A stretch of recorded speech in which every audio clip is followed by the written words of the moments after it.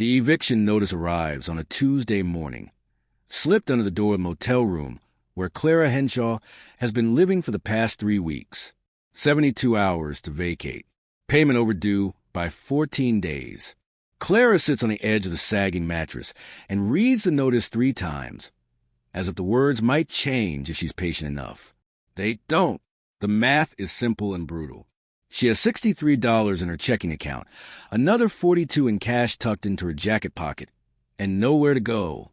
At 61 years old, she shouldn't be starting over with everything she owns packed into 2 duffel bags and a cardboard box. But life has a way of humbling you when you least expect it. Her husband Thomas died 11 months ago. Pancreatic cancer. Quick and merciless. 3 months from diagnosis to funeral. The medical bills consumed their savings first, then their retirement account, then the equity in their house. By the time Thomas took his last breath, Clara was holding his hand in a hospital room they couldn't afford, promising him everything would be all right. She lied. She hadn't known she was lying at the time, but the numbers don't care about intentions. The house went to the bank 6 months after the funeral. Clara moved in with her daughter Michelle in Portland for a while, but that arrangement fell apart fast. Michelle's husband Brad made his feelings clear with cold silences and pointed comments about temporary guests who overstayed their welcome. Clara left before she was asked to, took the bus north to Ridgemont, and used the last of her cash to rent this motel room week by week. She'd been looking for work.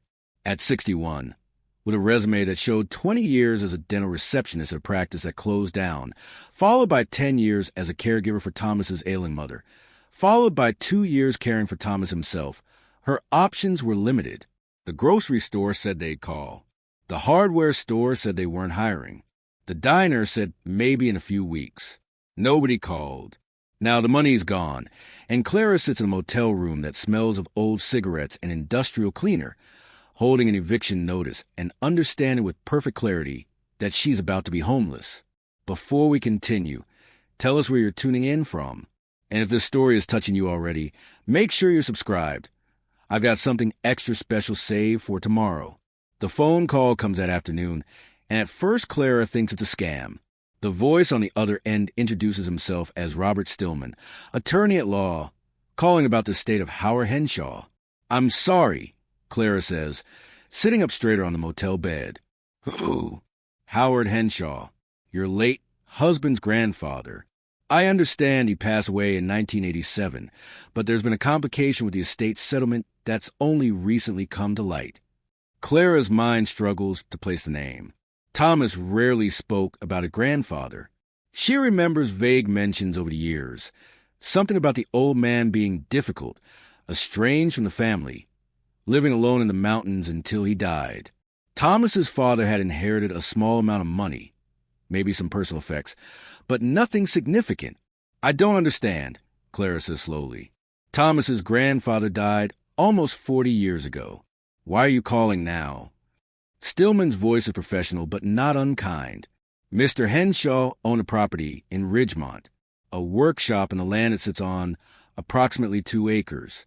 The property was placed in a trust with specific conditions. Those conditions have recently been satisfied, and as Thomas Henshaw's widow, you are the sole remaining heir." Clara's heart speeds up. Property, land, a workshop. What kind of conditions? The trust stipulated that the property couldn't be transferred until certain legal holds were resolved. There was a patent dispute from Mr. Henshaw's lifetime that created liens against the estate. Those liens were finally released last month when the patents in question expired. The property is now clear, and the trust can be dissolved. You're the beneficiary. Clara stands and walks to the motel window, looking out at the parking lot, at the mountains beyond. How much is it worth? The property itself? Hard to say. It's remote, no utilities beyond what Mr. Henshaw installed himself, and the structure is old, perhaps $50,000 to $70,000 if you sold the land. But Mrs. Henshaw, there's something else. The workshop hasn't been open since 1987. According to the trust documents, it contains Mr. Henshaw's personal effects, his tools, and his life's work. I have no idea what condition anything is in after nearly 40 years, but you have the right to inspect the property before making any decisions about disposition. $50,000. Maybe 70. It's not enough to solve everything, but it's enough to breathe. Enough to rent an apartment, buy some time, figure out what comes next. Where is this property? Clara asks. About 15 miles north of Ridgemont, up in the hills. Old logging road access. I can meet you there tomorrow with the keys if you're available. Clara looks around the motel room at her duffel bags, at the eviction notice on the bed. Tomorrow she'll have nowhere to sleep anyway. I'm available, she says. The next morning, Clara stands in the parking lot of the Ridgemont courthouse, waiting. She's wearing her warmest jacket. November in the mountains means frost on the ground and breath visible in the air, and she's brought both duffel bags with her, just in case. She has no plan beyond seeing this property, but she's learned that plans are luxuries for people with resources. A silver sedan pulls up, and a man in his 50s steps out, wearing a suit that looks expensive but practical. Robert Stillman extends his hand. Mrs. Henshaw, thank you for meeting me. They drive north out of Ridgemont, the road climbing into hills covered with pine and fir. The pavement gives way to gravel, then the dirt packed hard by decades of use. Stillman navigates carefully, the sedan not built for this terrain. Did you know Howard Henshaw? Clara asks. I didn't. He died when I was in high school, but my father handled his estate, such as it was. The patent dispute complicated everything. Mr. Henshaw had filed several patents in the 1970s and early 80s. A company called Vortex Technologies claimed he'd stolen their proprietary designs. The lawsuit dragged on for years, tied up everything. By the time Mr. Henshaw died in 1987, the legal fees had consumed most of his money. The patents themselves were frozen in litigation. What kind of patents? Stillman shrugs. Electronics, I think. Something to do with telecommunications or data processing. I have to check the old files. The important thing is that Vortex Technologies went bankrupt in 2003, and the patent expired this year without ever being commercially developed. The legal holds finally lifted, which is why the trust can now be dissolved. The road narrows further, branches scraping the sedan sides. Then, through a break in the trees, Clara sees it. A low, long building with weathered gray siding and a peaked metal roof. The structure sits in a clearing surrounded by towering pines, their shadows stretching long in the morning light. A rusted chain-link fence, sagging and broken in places, surrounds the property. Stillman parks, and they walk to the gate. The lock is old, corroded, but the key Stillman produces turns with surprising ease, as if someone had maintained it more recently than 40 years ago. The gate opens with prolonged creak, and they step on the property Clara has just inherited. Up close, the workshop is larger than it appeared from a road. The siding is weathered but intact. The roof shows no obvious holes, and the windows, though dirty, are unbroken. A door at the front is secure with a padlock, and above it, faded but still legible, are painted words. Henshaw Innovation Works. Innovation Works, Clara murmurs. Thomas never mentioned his grandfather was an inventor. The family was estranged, Stillman says. From what my father's notes indicate, Howard Henshaw was difficult, obsessive about his work, paranoid about theft, isolated by choice. His son, Thomas's father, tried to maintain a relationship, but Howard pushed everyone away eventually. He died alone up here. A hiker found him collapsed outside the workshop 3 days after his heart attack. Stillman produces another key, larger, older. This should open the main door. I should warn you, Mrs. Henshaw, I have no idea what's inside. The trust specified the workshop was to remain sealed until the legal issues were resolved. For all we know, it's full of worthless junk or dangerous materials. If you want to sell the property as is, without even looking inside, I can arrange that. Clara takes the key from his hand. The metal is cold, heavy with age and significance. I want to see, she says. The key slides into the padlock and turns smoothly, too smoothly for something untouched for 40 years. The lock opens with a click that seems loud in the mountain silence. Clara removes the padlock, sets aside, and pulls open the door. The smell hits her first. Not decay or rot as she'd feared, but something else. Machine oil and dust, old paper and metal. The scent of the space that's been closed up but not abandoned. Weak sunlight filters through the dirty windows, illuminating a workshop frozen in time. The main room is vast, perhaps 60 feet long and 30 wide. Workbenches line the walls, their surfaces covered with tools, equipment, and papers protected by plastic sheeting yellowed with age. Pegboards display hand tools in careful organization, each outlined in faded paint. Larger equipment occupies the floor space. Machines Clara doesn't recognize. Their purpose is mysterious. Against the far wall, filing cabinets stand in neat rows. Beside them, shelves hold boxes labeled with dates and technical terms Clara doesn't understand. The entire space has a strange quality of order, as if someone had carefully arranged everything before leaving, intending to return. "My God!" Stillman breathes beside her. It's like a time capsule. Clara steps inside, her boots leaving prints in the dust. She walks slowly to the nearest workbench and gently lifts the plastic sheeting. Beneath it, tools gleam, surprisingly clean, oil preserved. Beside them, a notebook lies open to a page covered in technical drawings and handwritten notes. She picks up the notebook carefully, mindful of its age. The handwriting is precise, methodical, with notes in the margins and calculations that fill every available space. The day at the top of the page reads March 15th, 1987, just weeks before Howard Henshaw died. The notes reference something called Project Nightjar, Final Prototype Assembly. There are diagrams of circuit boards, lists of components, and a note underlined 3 times. This one works. Breakthrough confirmed. Clara turns pages, moving backward to the notebook. More diagrams, more notes, years of work documented in careful detail. And scattered throughout, other notes that make her skin prickle with unease. Vortex filed another injunction. They know I'm close. Change locks again. Tire tracks near the property line. If something happens to me, the truth is in the files. Section C, red folders. Don't let them bury it. She looks up and sees Stillman examining one of the large machines, his expression puzzled.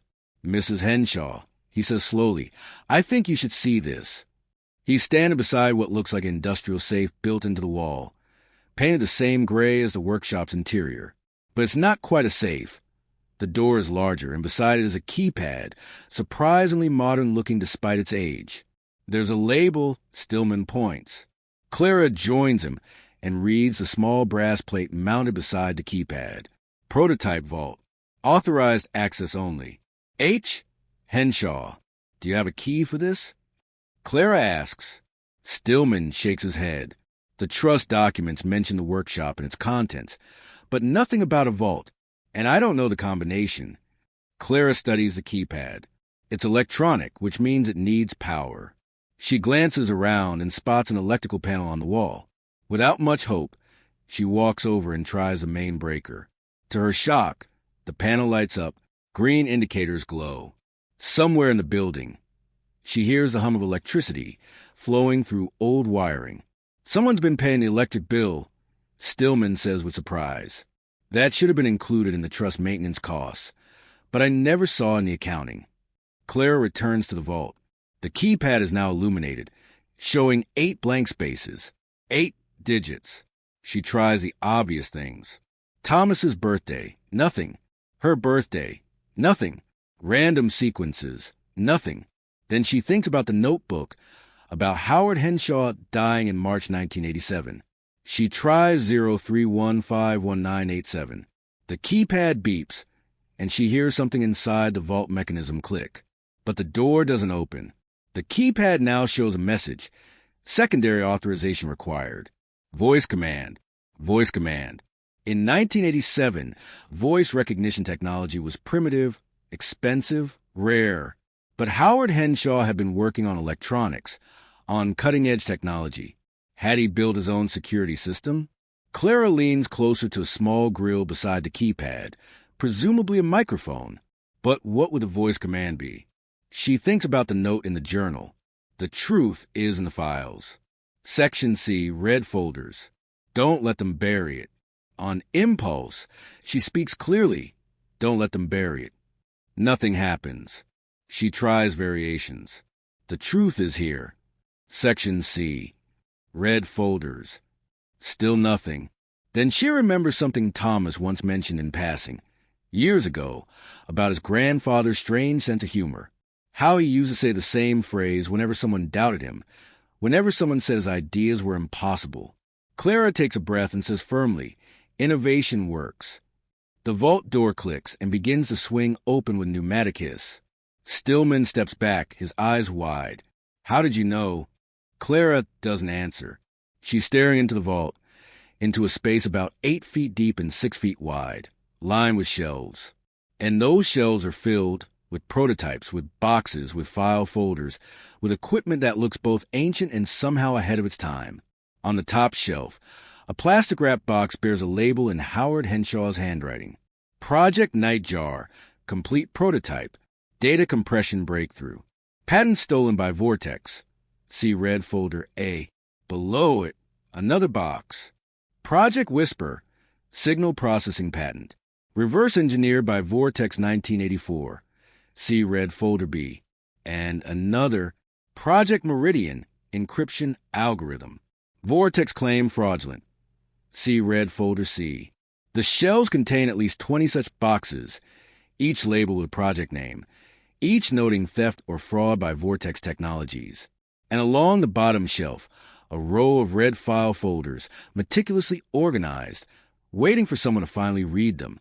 Clara reaches for the first folder with shaking hands.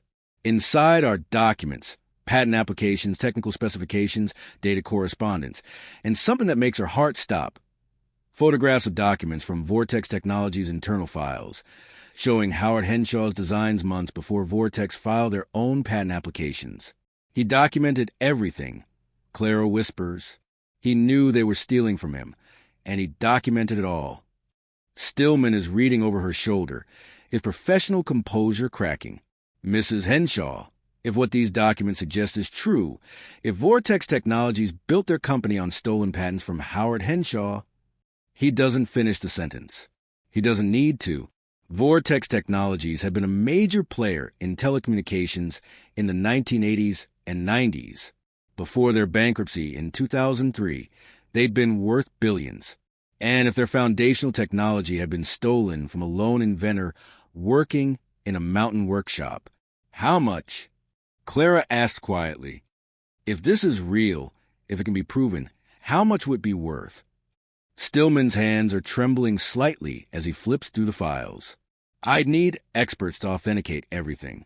But Mrs. Henshaw, we're not talking about the value of old patents. We're talking about stolen intellectual property that was commercially exploited for decades. The damages claimed could be substantial." How substantial? He meets her eyes.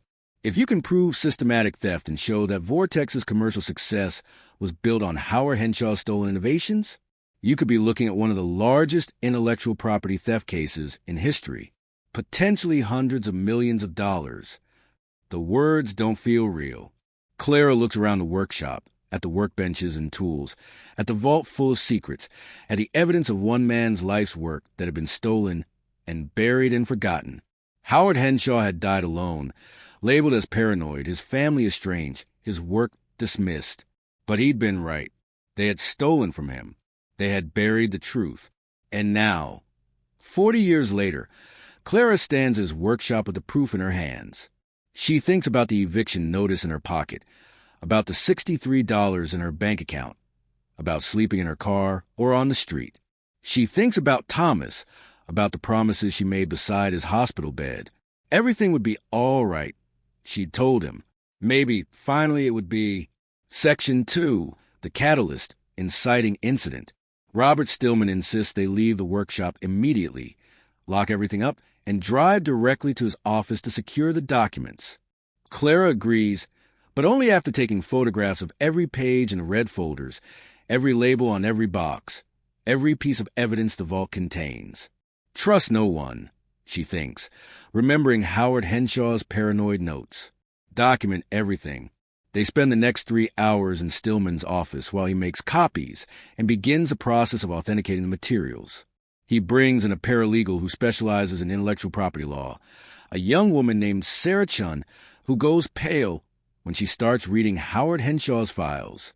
This is extraordinary, Sarah says, spreading documents across the conference table. He didn't just document the theft. He documented how Vortex did it. Look at this. She points to a series of photographs and typed reports. Howard Henshaw hired a private investigator in 1983 to infiltrate Vortex Technologies. The investigator got a job in their product development department and photographed internal memos, design documents, prototype schematics, all of it showing Vortex's engineers working from Henshaw's patents, which they'd obtained through a breach of the Patent Office's confidential filing system. Stillman is on his phone, calling colleagues, setting up meetings with intellectual property experts, patent attorneys, forensic accountants. Clara sits at the end of the conference table, watching the machinery of law begin to move, feeling simultaneously empowered and overwhelmed. Mrs. Henshaw, Stillman says, covering his phone briefly. You should go get something to eat. This is going to take time. We'll need weeks just to catalog everything, months to build a case. You don't need to sit here while we do the preliminary work. But Clara doesn't want to leave. She's afraid if she walks out of this office, if she stops watching the documents and the lawyers and the evidence, it will all evaporate like a dream. She'll wake up back in the motel room with the eviction notice, and none of this will be real. I'm staying, she says. By late afternoon, they've established the basic framework.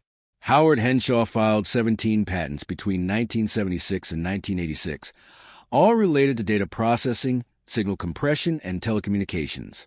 Vortex Technologies filed similar patents between 1978 and 1987, each one following Henshaw's work by months, each one claiming independent development. Henshaw sued in 1984, alleging theft. Vortex countersued, claiming Henshaw had stolen from them. The legal battle consumed years and hundreds of thousands of dollars. Henshaw couldn't afford the fight. He was a solo inventor with modest savings. Vortex had corporate resources and armies of lawyers. The case was still in litigation when Henshaw died in 1987. Without him to push the case forward, and with his estate in disarray, the lawsuit eventually stalled and was dismissed. Vortex continued using the technology, making billions, until their own mismanagement and the dot-com crash brought them down in 2003. The patents expired this year, Sarah explains, which means Vortex's patents are public domain now. But that doesn't mean we can't pursue damages for the period when they were actively exploited. If we can prove theft, we can go after Vortex's successor companies, their assets, their licensing deals. We're looking at a damages claim that could easily exceed $100 million, potentially much more. Clara's hands have gone numb. She flexes her fingers, trying to process numbers that large. Try to imagine what $100 million even means. What do I need to do? She asks. Right now? Nothing, Stillman says. Let us handle the legal work. But Mrs. Henshaw, I need to be very clear about something. Once we file a claim this big, things are going to get complicated. Vortex's successor companies will fight back hard. They'll challenge every document, question every piece of evidence, try to paint Howard Henshaw as unreliable or mentally unstable. This is going to be a battle, and it could take years. Clara thinks about the workshop, about Howard Henshaw spending his final years alone in the mountains, paranoid and isolated, maintaining his evidence but unable to get anyone to listen. He already fought for years, she says quietly. He died still fighting. I'm not going to let them win just because it's hard. Stillman nods. Then we proceed. But there's something else you should know. The workshop property. It's not just valuable as land anymore. It's a crime scene, metaphorically speaking. It contains evidence in what could become one of the largest intellectual property theft cases in history. We need to secure it properly, maybe even hire security to watch it. And you should stay away from it until we've documented everything properly. I can't afford security, Clara says, the reality of her situation crashing back. I can't even afford a motel room after tonight. The admission hangs in the air. Sarah and Stillman exchange glances. Actually, Sarah says carefully, you can. Mr. Stillman's firm can advance you funds against a potential settlement. It's called litigation financing. We take a percentage of any eventual award, but it means you can live comfortably while we pursue the case. How much? Clara asks. Enough, Stillman says, "Enough for an apartment, living expenses, whatever you need. We're not going to let you sleep on the street while we build a case that could make you wealthy." The word sounds absurd. Wealthy. Yesterday, she was counting quarters. Today, lawyers are discussing $100 million claims and offering her advance money like it's nothing. "I need to think," Clara says, standing abruptly. "I need air. I need—" She doesn't know what she needs. The room feels too small, the documents too numerous, the implications too vast. "Take your time," Stillman says gently. "But Mrs. Henshaw, don't go back to that workshop alone. Not yet. Let's secure it properly first." Clara nods and leaves the office, walking out into the November cold. The sun is setting behind the mountains, painting the sky in shades of orange and purple. Ridgemont's Main Street is quiet. Most shops close for the evening. A few restaurants lit up with warm light. She walks without direction, her mind spinning. Thomas would have known what to do. He was always practical, always clear-headed about decisions. But Thomas is gone, and Clara is alone with a choice that seems too big for one person to make. Her phone rings. She pulls it out and sees her daughter's number. Michelle. They haven't spoken in weeks, not since Clara left Portland. "Mom." Michelle's voice sounds strained. "I heard from some lawyer's office that they've been trying to reach you. Something about Grandpa Howard's estate? What's going on?" Word travels fast, Clara thinks. Stillman must have tried to contact other family members as part of the estate settlement process. "It's complicated," Clara says. "There's property and some legal issues. I'm handling it." "Property? What kind of property? Is it worth anything? Because, Mom, I've been thinking, Brad and I have been having money problems. The kids' tuition is killing us. If there's any inheritance, any money at all, it would really help. We're family. Whatever this is, we should share it." Clara stops walking. She's standing in front of a closed hardware store, her reflection visible in the dark window. She looks old in the glass, tired, worn down by months of grief and financial desperation. "Michelle," she says slowly, "do you even remember Thomas's grandfather? Did you ever meet him?" "That's not the point, Mom. Family is family. If there's money, we deserve our share." Our share. Not asking how Clara is, not expressing concern about where she's sleeping or how she's eating. Just jumping straight to our share of money Michelle didn't know existed until 5 minutes ago. Something shifts in Clara's chest. A hardening, a clarity. "I need to go," she says. "I'll call you when I know more." She hangs up before Michelle can respond and stands in the cold evening air, understanding with perfect certainty what she's going to do. She's going to fight, not for Michelle, not for relatives who only care when there's money involved, but for Howard Henshaw, who died alone trying to protect his work.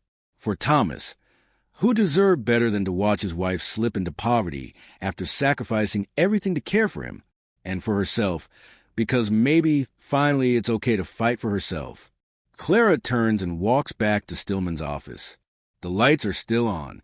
Through the window, she can see him and Sarah still working, still organizing documents, building a case. She opens the door and steps inside. "I want to move forward," she says. "All of it. The full case, the litigation, financing, everything. And I want to see that workshop again. I want to understand what Howard built, what they stole from him. I want to know the whole story." Stillman stands and extends his hand. "Then let's get started." Section 3. The first reveal mystery deepens. 3 days later, Clara returns to the workshop, this time with a team. Stillman has hired a document preservation specialist, a technology historian from the State University, and a security company to install proper locks and a surveillance system. The workshop feels different in the daylight, less mysterious, more tragic.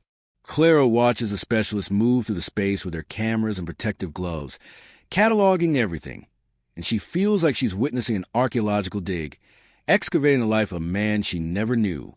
Dr. Raymond Porter, the technology historian, is a thin man in his 70s with wire-rimmed glasses and an excitement that makes him seem younger. He moves from workbench to workbench with reverence, photographing tools and equipment, reading Howard Henshaw's notebooks with increasing amazement. "This is extraordinary," he says for the third time. "Do you understand what you have here, Mrs. Henshaw? These aren't just stolen patents. This is documentation of fundamental breakthroughs in data compression and signal processing that predates everything we think we know about the field's development." He holds up a notebook. Its pages yellow, but the handwriting's still clear. "Look at this. December 1979. Henshaw is describing an algorithm for lossless data compression that wouldn't be publicly known until 1984. And here, he flips pages. March 1981. He's outlining the mathematical basis for what would eventually become the MP3 compression standard, 3 years before the German team supposedly invented it. Are you saying he invented MP3?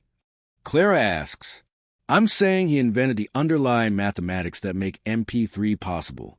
Whether anyone at the research team in Germany saw his work, whether they developed it independently, or whether information leaked from Vortex to other companies, that's what we need to investigate. Dr. Porter moves to the vault, where boxes of prototypes are being carefully documented.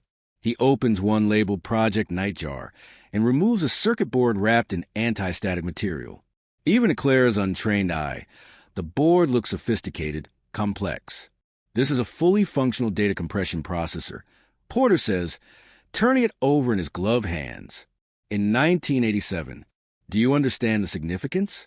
Commercial products with this level of sophistication wouldn't hit the market until the early 90s. Henshaw was years ahead of the industry. Then why didn't he sell his inventions? Clara asks, why was he poor, fighting lawsuits, die alone in his workshop? Porter's expression grows somber, because he was fighting them. Look at his notes from 1983 onward. He stops developing new projects. Everything becomes defensive, documenting the theft, gathering evidence, trying to prove in court what he knew to be true. The lawsuit consumed his time, his money, his energy. And when you're a solo inventor going against a corporation with unlimited resources, he doesn't finish, but Clara understands. Howard Henshaw had spent his final years not creating, but defending, not innovating, but documenting injustice. And it had cost him everything. As the team works, Clara explores the rest of the workshop. In the back corner, she finds a small area that had clearly been living space. A cot, a hot plate, a small refrigerator now long dead. Howard Henshaw hadn't just worked here. Toward the end, he'd lived here. On a shelf beside the cot, she finds photographs. The frames are dusty, but the images are clear. A young man in military uniform, Korean War era. Clara guesses. The same man, older, standing beside a woman with kind eyes. A child, maybe 10 years old. With that same man, Thomas's father, Clara realizes. This must be the only photo Howard kept of his estranged son. And one more photograph, this one more recent, from the 1980s. Howard Henshaw is an old man, standing in front of his workshop, holding up a circuit board, unsmiling but with fierce pride in his eyes. Behind him, painted on the workshop wall, those words, "Innovation Works." Clara touches a glass of the frame, tracing the outline of a man who died before she met his grandson, a man whose life's work has suddenly become her responsibility. Mrs. Henshaw? Sarah Chin approaches, holding a red folder. You need to see this. The folder is labeled Vortex, Executive Correspondence. Inside are letters, memos, and something that makes Clara's blood run cold. Transcripts. Henshaw recorded phone calls. Sarah explains. He had the technology, obviously. These are transcripts of conversations between Vortex executives from 1984 and 1985, discussing how to handle the Henshaw problem. Look at this one. Clara reads, from Michael Drayson, VP Product Development, to Peter Vance, CEO. Date, March 12, 1985. Henshaw Litigation Strategy. Peter, we need to shut this down fast. Henshaw's claims of merit, and if discovery proceeds were exposed. Recommend aggressive countersuits, drag out depositions, bleed him financially. Solo inventors always crack eventually. Nobody believes the lone genius narrative anymore. Paint him as unstable, paranoid, a crank. Our PR team can seed that story. The technology works. You've seen our Q3 revenue numbers. Built on his designs or not, we're the ones who commercialized it. Possession is 9/10, especially when you can afford better lawyers. Henshaw will run out of money long before we do. Then the patents are ours by default. Clara reads a memo twice, her hands shaking. This wasn't just corporate theft. This was calculated destruction. They knew Howard Henshaw's work was legitimate, and they systematically set out to bankrupt and discredit him. There are dozens more like this, Sarah says quietly. Internal emails, meeting minutes, strategy documents. Henshaw somehow obtained them all, probably through his private investigator. It's a complete paper trail showing intentional theft and a coordinated campaign to destroy him when he fought back. Can we use this in court? Clara asks. If we can authenticate it? Absolutely. This is smoking gun evidence of willful infringement, which means we could pursue enhanced damages, possibly even punitive damages. Mrs. Henshaw, this case just got a lot bigger. Dr. Porter joins them, holding another box from the vault. You should see this too. Project Meridian, the encryption algorithm Henshaw developed in 1983. If I'm reading his notes correctly, this is a precursor to modern public key cryptography. And look at this patent filing date. He shows Clara a document. Howard Henshaw filed his patent application on June 4th, 1983. Vortex Technologies filed a similar patent on September 19th, 1983, 3.5 months later. Vortex's patent was approved. Porter continues. Henshaw's was rejected as being too similar to pending applications, namely Vortex's. But Henshaw's was filed first. That's not coincidence. That's not parallel development. Someone at the patent office was feeding Vortex information about Henshaw's filings. Clara feels dizzy. The scope of the conspiracy keeps expanding. It's not just one company stealing from one inventor. It's systemic corruption involving the patent office itself, involving multiple levels of fraud stretching across years. How did he get all this evidence? She asks. The internal Vortex documents, the recordings, everything. Where did it come from? Sarah flips to another file. He hired investigators. Look at these receipts. Payments to private detectives, document specialists, even a former patent office employee who apparently leaked information about irregularities. Henshaw spent everything he had building this evidence file. By 1986, he was broke, but he had the most meticulously documented corporate theft case maybe ever assembled. And then he died, Clara says softly, before he could use any of it. Before he could finish, Sarah corrects. But we can. This is all still admissible. The patent expired, but the theft occurred during their active period. We can prove damages, trace revenue, show exactly how much Vortex made from Henshaw's stolen work. And with evidence of willful infringement, we're looking at damages that could be triple the base amount. The security team has finished installing new locks and cameras. The document preservation specialist is photographing the last few file boxes. The workshop that was frozen in time for 40 years is being carefully cataloged, preserved, transformed from a dead man's sanctuary into evidence in what might become a landmark legal case. Clara walks to the window and looks out at the clearing, at the mountains beyond, at the isolated place Howard Henshaw chose to make his stand. He'd been alone. He'd died alone. But his evidence survived. And now Clara understands what she's inherited isn't just property or patents or potential money. She's inherited Howard Henshaw's fight, his unfinished battle against theft and corruption, and the systems designed to crush individuals who dare to challenge power. She turns back to Sarah and Dr. Porter. What's our next step? The advance money from Stillman's firm arrives in Clara's account on a Friday morning. $25,000, more money than she's seen at once in years. She stands in the bank, looking at the balance on the ATM screen, half expecting it to vanish if she blinks. She rents a small furnished apartment in Ridgemont that same day. 1 bedroom, clean but modest, with a view of the mountains from the kitchen window.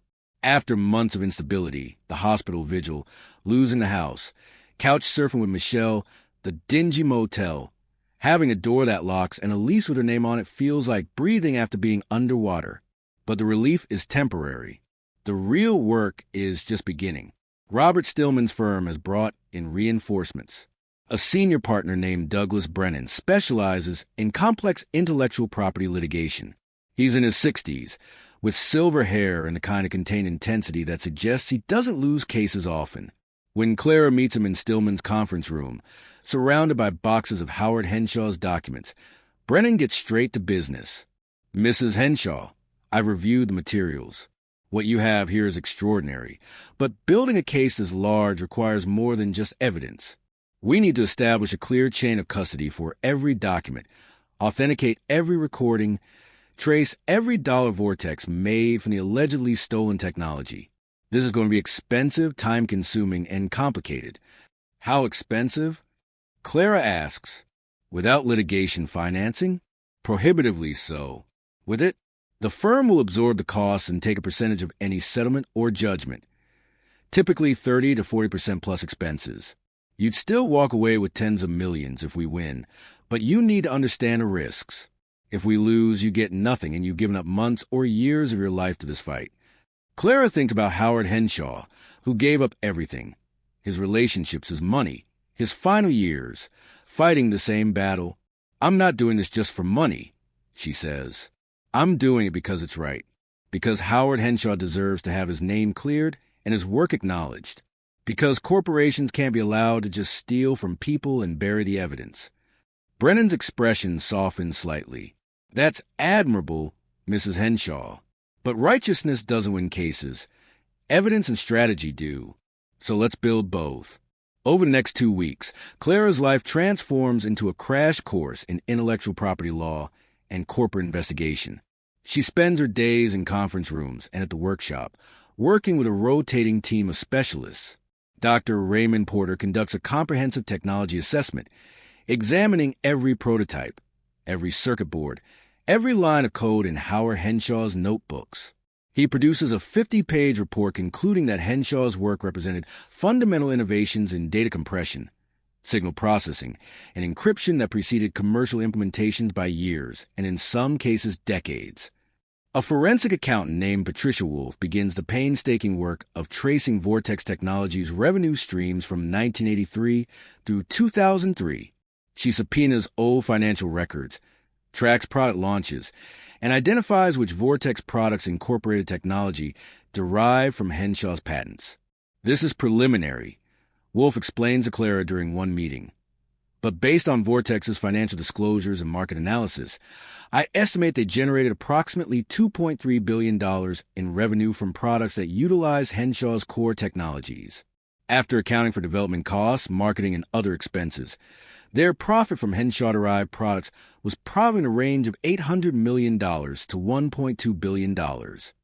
Clara's coffee goes cold in her hand. $800 million to $1.2 billion in profit, stolen from one man working alone in a mountain workshop. How much of that can we claim? She asks. That depends on several factors. Wolf says, how much can we prove was directly derived from Henshaw's work versus independent development?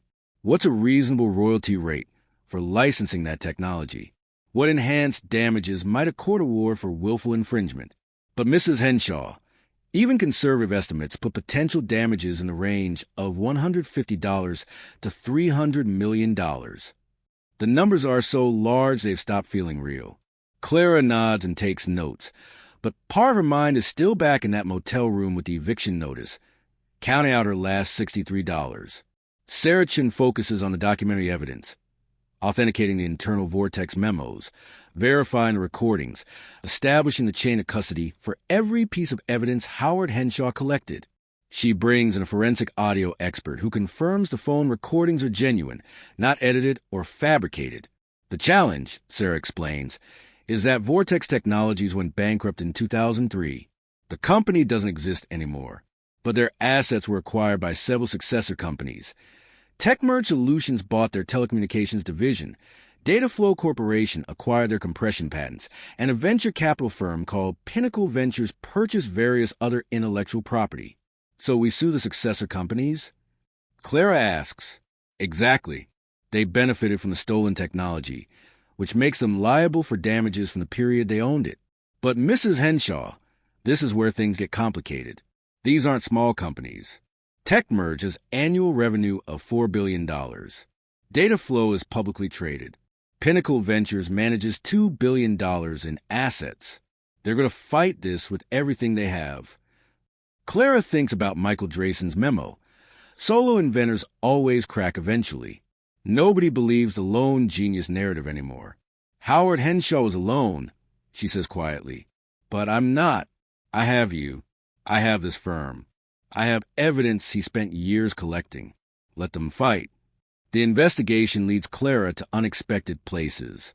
On a cold December morning, she finds herself in the Ridgemont Public Library, scrolling through microfilm of old newspapers, looking for any mentions of Howard Henshaw or Vortex Technologies from the 1980s.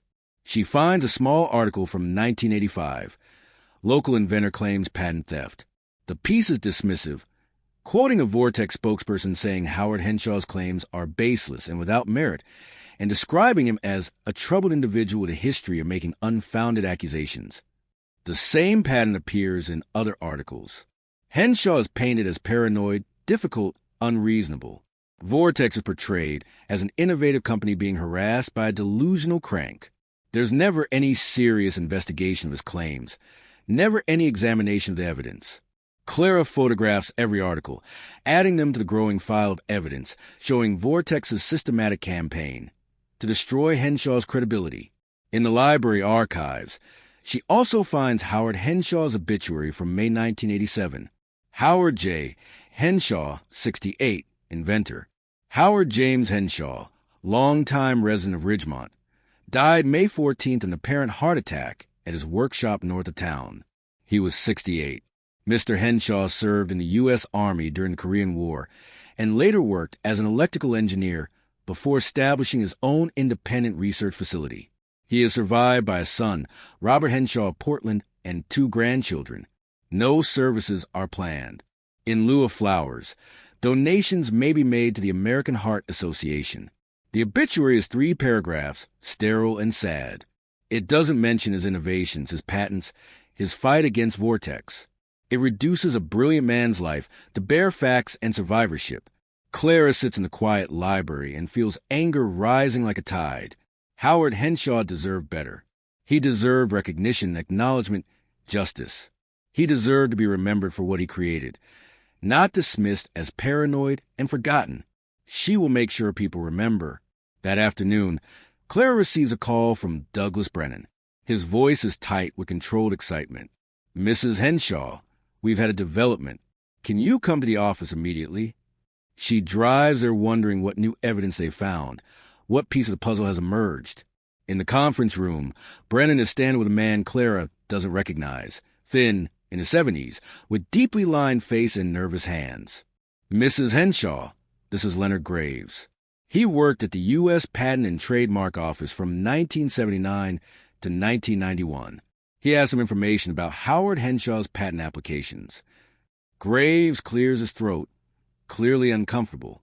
I wasn't involved directly, you understand, but I knew about the irregularities. Everyone in the office knew, but nobody talked about it. What irregularities? Clara asks, sitting down. Graves fidgets with his coffee cup.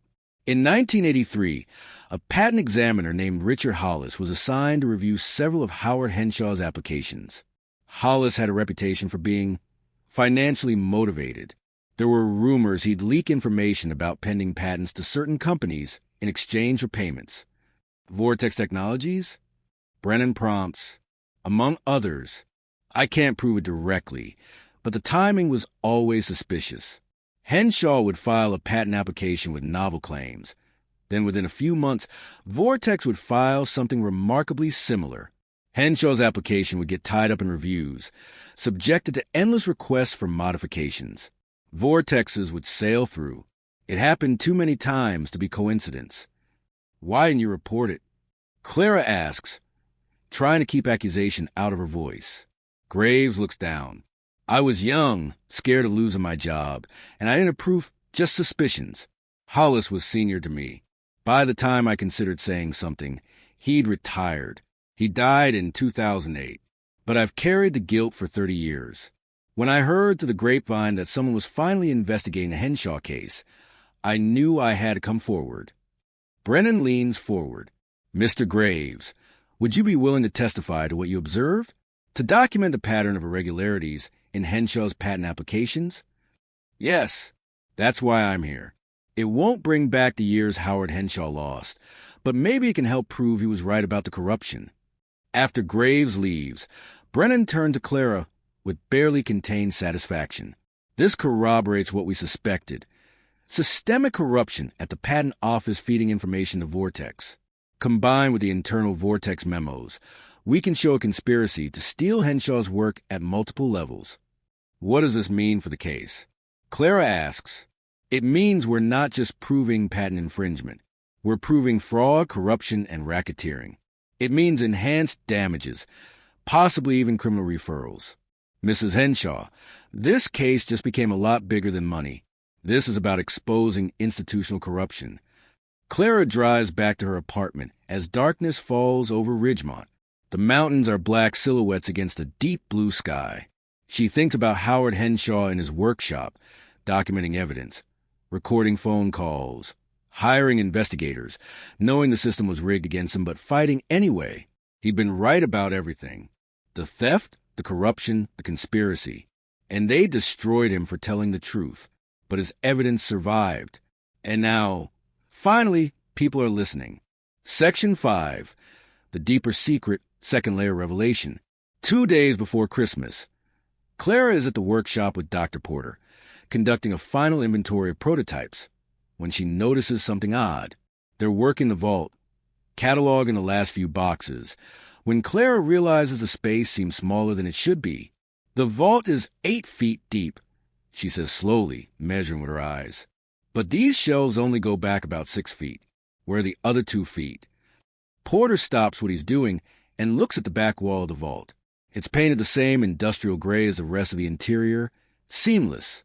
But when he taps on it, the sound is hollow. There's another space behind this, he says. They examine the wall carefully, running their hands along the edges, looking for seams or handles. Clara finds it, a small indentation at waist height, barely visible. She presses it, and a section of the wall clicks, swinging inward on hidden hinges. Behind it is a narrow space, no more than 2 feet deep, with a single shelf. On that shelf sit 3 items, a sealed metal box, a videocassette tape, and an envelope. Clara reaches for the envelope with shaking hands. It's addressed in Howard Henshaw's handwriting. To whoever finds this, the complete truth. Inside is a letter, typed on an old typewriter, dated March 1987, 1 month before Howard Henshaw died. Clara reads it aloud, her voice breaking in places. If you're reading this, then I'm dead, and someone finally opened the vault. I hope it's family. I hope it's someone who'll finish what I couldn't. Everything in the main vault is evidence of theft, Vortex stealing my patents, corrupting the patent office, destroying my reputation. That case is documented thoroughly. But there's more. In 1982, I was approached by a government contractor, Defense Advanced Research Projects Agency, DARPA. They'd seen my early work on data compression and encryption. They wanted me to develop a secure communication system for military use. Top secret clearance, substantial funding, cutting-edge research. I agreed. For 3 years, I worked on Project Nightingale, a quantum-level encryption algorithm combined with lossless compression that could transmit secure data at unprecedented speeds. Revolutionary technology. I completed the prototype in 1985, but Vortex Technologies had a defense contract too. They were developing commercial telecommunications equipment for DARPA under a different project. Through Richard Hollis at the Patent Office, the man I knew was leaking my civilian patents to Vortex. They learned about Project Nightingale. In October 1985, Vortex submitted a proposal to DARPA for a new encryption system. It was my system. Every algorithm, every design principle, stolen through Hollis, who had access to classified patent filings. I reported it immediately. DARPA investigated and confirmed the theft. But then politics intervened. Vortex had powerful friends in Congress, major defense contracts, lobbyists. DARPA couldn't afford a public scandal about contractor theft of classified technology, so they buried it. They classified the entire matter, sealed the records, paid me to sign a non-disclosure agreement with a clause stating I could never publicly discuss Project Nightingale. They canceled both contracts, mine and Vortex's, and the technology was shelved. I took the NDA payment, $500,000, because I needed money to fight the civilian patent theft. But I kept copies of everything. The Project Nightingale prototype, the complete technical documentation, and evidence of the theft. All classified, all illegal for me to possess. Technically, the metal box on this shelf contains the Nightingale prototype and full documentation. The videotape is my complete testimony about the government cover-up, recorded in case something happens to me. I don't know if anyone will ever see this. The NDA has a 25-year expiration clause, but I'll be dead long before then. If you find this after 2010, the NDA is expired, and you can release everything without legal consequences. If you find this before 2010, you'll have to decide whether exposing the truth is worth the legal risk. I'm sorry to burden you with this choice, but the truth matters. What was stolen from me matters, not for money or recognition, but because theft and corruption, whether by corporations or governments, cannot be allowed to stand unchallenged. Finish what I started. Make them accountable. Howard J. Henshaw. Clara finishes reading and looks up to find Dr. Porter staring at the metal box with something like awe. Project Nightingale, he breathes. I've heard rumors about it in academic circles. Whispers about a canceled DARPA program from the mid-'80s that was supposedly decades ahead of its time.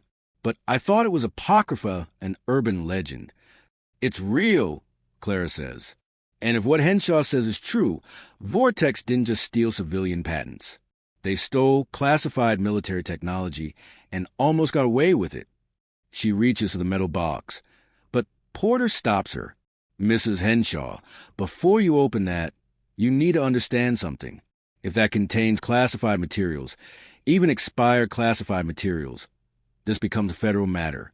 We'll need to bring in authorities, possibly deal with national security agencies.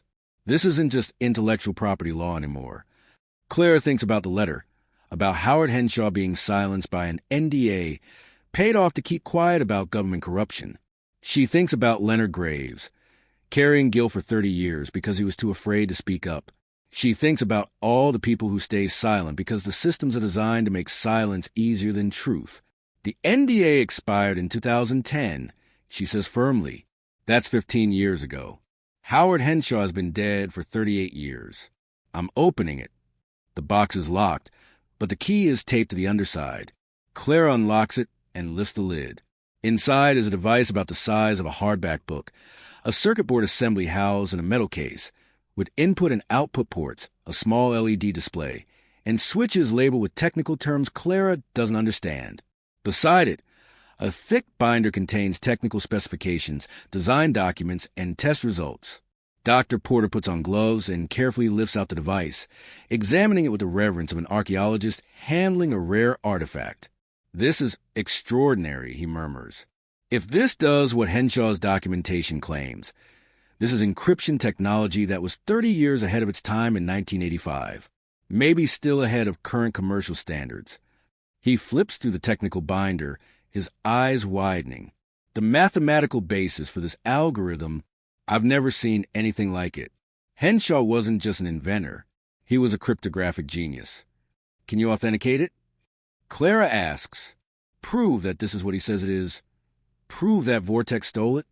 I can verify the technology itself. But proving Vortex stole it, that will require the government records Henshaw mentioned. The DARPA investigation, the contract files, the evidence of Hollis leaking classified information. Those records might still be sealed. Clara picks up the videotape. It's labeled in Henshaw's handwriting. Testimony, March 1987 for the record. We need to watch this, she says. Back at Stillman's office, they set up an old VHS player borrowed from the law firm's storage closet. The tape is grainy, but functional.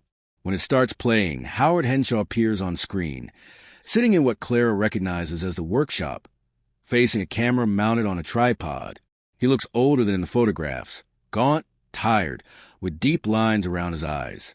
But his voice is steady and clear. "My name is Howard James Henshaw," he begins. "Today is March 28, 1987. I'm recording this testimony because I believe I may not live long enough to see justice served, and someone needs to know the complete truth about what Vortex Technologies stole from me and what our government allowed them to get away with." For 43 minutes, Henshaw tells a complete story. The DARPA contract, the development of Project Nightingale, discovering the theft through a source at Vortex who felt guilty about what they were doing, reporting it to DARPA, the investigation that confirmed everything, then the political pressure that shut it down. "They gave me $500,000 in a non-disclosure agreement." Henshaw says on the tape, his voice bitter. "Hush money. They told me it was for national security, that exposing contractor corruption would undermine public confidence in defense programs. But it wasn't about security. It was about protecting Vortex, protecting the defense contractors who fund congressional campaigns, protecting the system that lets powerful companies steal with impunity." He leans closer to the camera, his expression intense. "I've kept evidence of everything. The prototype, the documentation. Proof that Vortex's proposal to DARPA was identical to my classified work. When the NDA expires in 2010, this evidence can be released without legal consequences. If I'm still alive then, I'll release it myself. If not, I hope whoever inherits my work will have the courage to finish this fight." The tape continues with Henshaw providing detailed technical testimony, explaining exactly what was stolen and how, naming names, citing documents. It's a complete evidentiary record, created by a man who knew he was running out of time. When the tape ends, the conference room is silent. Finally, Douglas Brennan speaks. "This changes everything. We're not just suing for civilian patent theft anymore. We're exposing a government cover-up of classified technology theft. We're showing a pattern of corruption that spans both private sector and federal agencies. Can we even pursue this?" Sarachin asks. Federal sovereign immunity might protect DARPA from liability. "We're not suing DARPA," Brennan says. "We're using their investigation to prove Vortex's pattern of theft extended to classified military projects. It demonstrates willfulness, establishes character evidence, shows this was systematic corporate espionage, not innocent parallel development." He turns to Clara. "Mrs. Henshaw, if we introduce this evidence, this case will explode into national news. Government accountability groups will get involved. Congressional oversight committees might launch investigations. You will be at the center of a major political scandal." Clara thinks about the eviction notice that started all this, about sleeping in a motel room with nowhere to go. She thinks about Howard Henshaw dying alone, silenced by money and non-disclosure agreements, his revolutionary work buried and forgotten. She thinks about Thomas squeezing her hand in that hospital bed, whispering something she couldn't quite hear, but now thinks she understands. "Finish what needs finishing. I didn't ask for any of this," she says quietly. "I just wanted to understand what Thomas's grandfather left behind. But now that I know, now that I've seen what was done to Howard Henshaw, and how the systems protected his thieves instead of protecting him, I can't walk away. Release everything. File everything. Let the truth come out, whatever the consequences." Brennan nods slowly. "Then we prepare for war. Because, Mrs. Henshaw, once we file this amended complaint with the Project Nightingale evidence, Vortex's successors will throw everything they have at us. And the government will not be happy about having the scandal revisited." "Let them come," Clara says. Section 6. The threat escalates external pressure. The amended complaint is filed on January 8th. By January 10th, Clara's life has become a media circus. The story breaks first in tech industry publications. Air claims billions stolen in massive patent theft. Then mainstream news picks it up. Widow uncovers grandfather's secret patents, sues major tech companies. By day 3, the Project Nightingale angle emerges. Lawsuit reveals government cover-up of classified technology theft. Clara's phone rings constantly. Reporters, lawyers, people claiming to be long-lost relatives suddenly interested in Howard Henshaw's legacy. She stops answering and lets Stillman's firm handle all media inquiries. But she can't avoid everything. On a Tuesday morning, she finds 3 men in expensive suits waiting outside her apartment building. The tallest one approaches with a professional smile that doesn't reach his eyes. "Mrs. Henshaw? I'm Jonathan Graves with the firm of Morrison, Blake & Associates. We represent TechMerge Solutions. Could we have a moment of your time?" Clara's hand tightens on her car keys. "You should talk to my attorneys." "We have," Graves says smoothly, "but we thought a direct conversation might be more productive. We'd like to make you an offer." Against her better judgment, Clara agrees to talk. They go to a coffee shop, public and safe. The 3 lawyers arrange themselves around the table like a corporate delegation. "Mrs. Henshaw." Graves begins, pulling out a folder. TechMerge acquired Vortex's telecommunications division in 2004.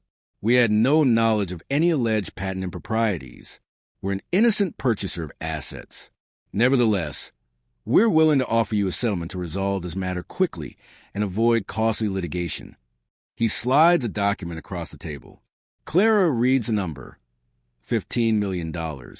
It's more money than she ever imagined having. It's security for the rest of her life. Enough to help her daughter. Enough to never worry about eviction notices or motel rooms again. We need you to sign a comprehensive non-disclosure agreement. Graves continues. And to dismiss all claims against TechMerge and the other successor companies. In exchange, $15 million paid out immediately. Clara looks at the number and thinks about Howard Henshaw's $500,000 hush money from DARPA. How they bought his silence about the cover-up. How it had probably felt like winning at the time, before he understood what silence cost. "No," she says, pushing the document back. Graves' smile freezes. "Mrs. Henshaw, I'd encourage you to reconsider. Litigation is expensive, time-consuming, and uncertain. You could spend years fighting this and end up with nothing. $15 million is a generous offer. Your company, through Vortex, made billions from Howard Henshaw's stolen technology. Patricia Wolf, our forensic accountant, has documented the revenue streams. $15 million isn't generous. It's insulting." The lawyer to Graves' left leans forward. His nameplate reads Marcus Steele, and his expression is harder than Graves'. "Mrs. Henshaw, you should understand the position you're in. You're alleging theft that occurred 40 years ago by a company that no longer exists. You're relying on evidence collected by a man with documented mental health issues." "Howard Henshaw was not mentally ill," Clara interrupts sharply. "He was systematically destroyed by corporations with unlimited resources and government agencies more concerned with avoiding scandal than delivering justice."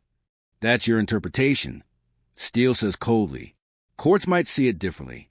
They might see a troubled man with paranoid delusions and his widow grasping at a windfall she doesn't deserve.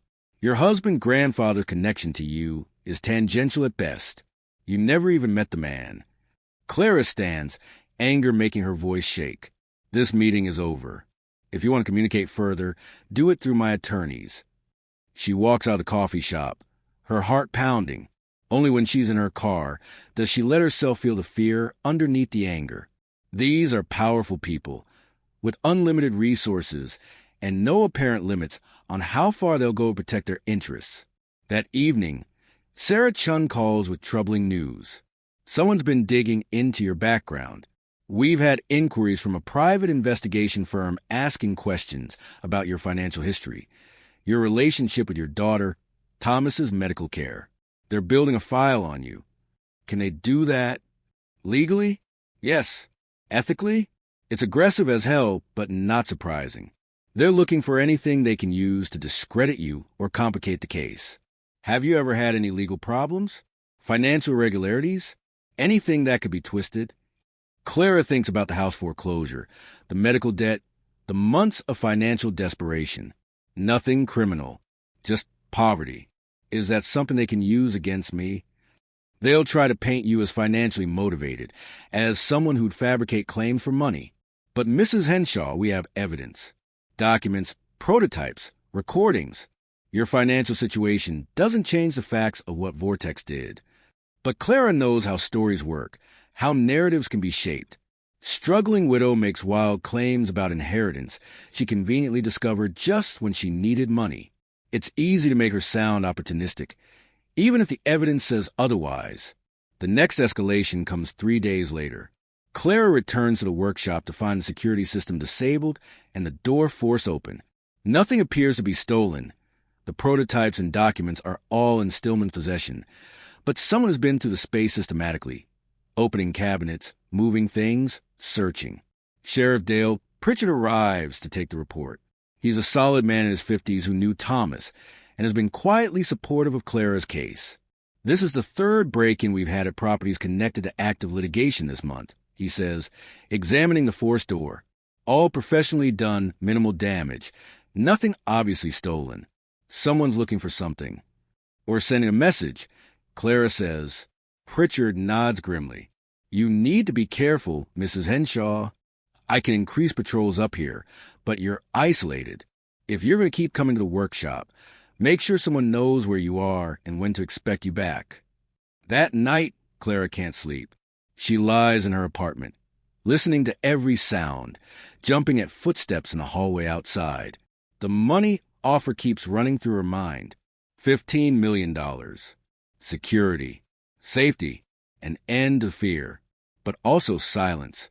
Also letting them win. Also betraying Howard Henshaw's 40-year fight. At 2 a.m., she gets out of bed and pulls out the letter Henshaw left in the hidden vault. She rereads the final lines. The truth matters. What was stolen from me matters. Not for money or recognition, but because theft and corruption, whether by corporations or governments, cannot be allowed to stand unchallenged. Finish what I started. Make them accountable. Clara folds the letter carefully and makes a decision. She won't be scared off. She won't be bought off. Howard Henshaw fought alone for years against impossible odds. She has attorneys, evidence, and people who believe in the case. She's not alone, and she's not backing down. The next morning, she calls Douglas Brennan. They offer me $15 million to settle and sign an NDA, she says. I turn them down. What happens now? Now, Brennan says, we show them we're serious. I'm filing a motion to expedite discovery. We're going to depose every executive who worked at Vortex in the 1980s and every current executive at the successor companies. We're going to subpoena 40 years of financial records. We're going to make this so expensive and so public that settling starts to look cheaper than fighting. How long will this take? Months at minimum, possibly years. Are you prepared for that? Clara thinks about the workshop, about Howard Henshaw's notebooks, about the prototypes and evidence carefully preserved for nearly 4 decades. She thinks about Thomas, about the promises made in hospital rooms, about finishing what needs finishing. I'm prepared, she says. The deposition of Victor Drayson takes place on a cold February morning in a conference room at Brennan's law firm. Drayson is 78 years old, former vice president of product development at Vortex Technologies, and one of the few executives from the 1980s still alive and mentally competent to testify. Clara sits in the back of the room, positioned where she can see Drayson's face, but remain outside his direct line of sight. Douglas Brennan had warned her that depositions are often tedious, full of legal maneuvering and careful non-answers. But this one matters. Drayson signed several of the internal memos Howard Henshaw had obtained, memos discussing strategy to handle the Henshaw problem. Drayson enters flanked by 3 attorneys from TechMerge's legal team. He's thin and elegant in an expensive suit, with white hair and cold blue eyes that sweep the room before settling on Brennan. After preliminaries, name, address, employment history, Brennan gets to the point. Mr. Drayson, I'm showing you what's been marked as Exhibit 14. Do you recognize this document? Drayson adjusts his reading glasses and examines the paper. It's the memo Clara saw months ago, the one discussing bleeding Henshaw financially and painting him as paranoid. I may have written something like this. Drayson says carefully. It was a long time ago. This is your signature at the bottom, is it not? It appears to be. And in this memo you write, Henshaw's claims of merit, and if discovery proceeds were exposed. What did you mean by his claims of merit? Drayson's lawyer interrupts. Objection. The document speaks for itself. I'm asking the witness to explain what he meant when he wrote it. Brennan says calmly. Drayson shifts in his seat. I was acknowledging that some of his technical work was similar to ours. That's not the same as admitting theft. Parallel development happens frequently in technology. Parallel development, Brennan repeats. Is it also common in parallel development for your company to file patents 3 to 4 months after the other inventor, consistently 17 times over 8 years? I can't speak to the patent office's timing. I'm not asking about the patent office. I'm asking about your company's pattern of filing applications months after Howard Henshaw filed his, covering nearly identical technology, 17 times. What are the odds of that being coincidence? Drayson's expression hardens. I'm not a statistician. Brennan pulls out another document. This is Exhibit 27, a canceled check from Vortex Technologies to Richard Hollis, dated March 1984. Mr. Hollis was a patent examiner at the USPTO. Why was Vortex paying him $15,000? I have no knowledge of that check. It was signed by Peter Vance, your CEO at the time, and approved by you. Your signature is on the approval line. Drayson's lawyers confer in whispered tones. Finally, Drayson says, I sign hundreds of checks. I can't remember the details of every payment from 40 years ago. Mr. Hollis was the examiner assigned to Howard Henshaw's patent applications. Vortex paid him $15,000 1 month after Henshaw filed his Project Nightjar application, and 2 months before Vortex filed a remarkably similar application. Are you seriously asking this court to believe that was coincidence? I'm saying I don't remember the specific transaction. Brennan lets the silence stretch, lets the evasion hang in the air. Then he plays his ace. Mr. Drayson, I'm now going to play you a recording. This is Exhibit 42, a phone conversation recorded on April 18, 1985, between you and Peter Vance. I should note that Mr. Vance died in 2019. So we can't depose him, but his voice has been authenticated by forensic audio experts. Please listen. Brennan presses play on a digital device connected to the room speakers. The audio quality is decent despite its age. 2 male voices, one Clara now recognizes as Drayson's. Vance, how are we handling the Henshaw situation? Drayson, same strategy. Bury him in motions. Drag out discovery. Bleed him dry. He's already burned through most of his savings. 6 more months, and he'll have to settle or drop it. Vance. And if he doesn't, Drayson. Then we go to Plan B. We've got enough dirt on his personal life. The divorce. The drinking problem his ex-wife mentioned. The paranoia. We paint him as unstable. Juries don't believe crazy old men claiming corporations stole from them. They believe corporations. Vance. What about the technology? If this goes to trial, experts will examine both patents. Drayson, our lawyers say we're covered. Yeah, we use his fundamental architecture, but we modified enough to claim independent development. And we've got Hollis on our side at the patent office. He'll testify that Henshaw's applications were sloppy, incomplete, were clean legally, even if ethically it's a gray area. Vance, gray area is fine as long as we're profitable. The Q3 numbers are looking good. Drayson, excellent. The compression technology is performing better than projected. We'll hit $80 million in revenue this year from Henshaw-derived products alone. Vance, Henshaw-derived. I like that. Sounds almost legitimate. Both men laugh. The recording ends. The conference room is silent. Clara watches Drayson's face. He's pale, his jaw tight, his hands clenched on the table. Mr. Drayson, Brennan says quietly, is that your voice on that recording? I need to consult with my attorneys. We can take a break, but eventually you'll need an answer. Is that you discussing a deliberate strategy to bankrupt Howard Henshaw and steal his technology? Drayson's lead attorney stands. We're taking a recess. My client needs time to review this ambush material. It's not an ambush, Brennan says mildly. This recording was in the evidence we disclosed 3 weeks ago. But yes, let's take 30 minutes. During the break, Clara steps outside into the hallway. Her hands are shaking. Hearing Drayson and Vance laugh about destroying Howard Henshaw, about stealing his work and bleeding him financially, it makes her want to scream, to throw something. Saracen joins her, offering coffee Clara doesn't want. You okay?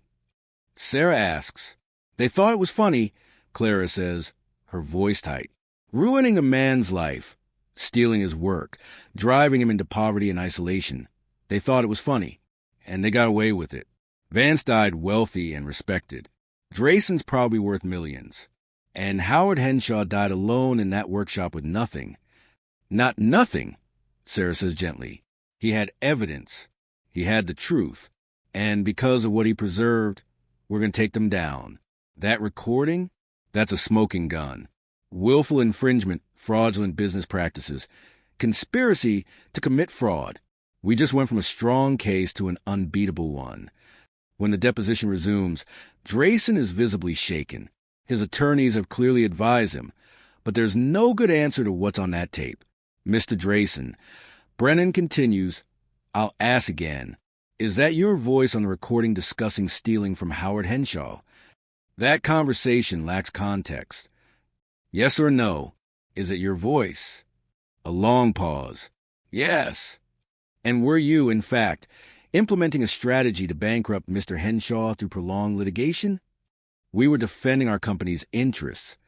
By your own words on that tape, you were bleeding him dry and planning to paint him as crazy even though you knew his claims were legitimate. Is that defending your interests or is that fraud? Drayson doesn't answer.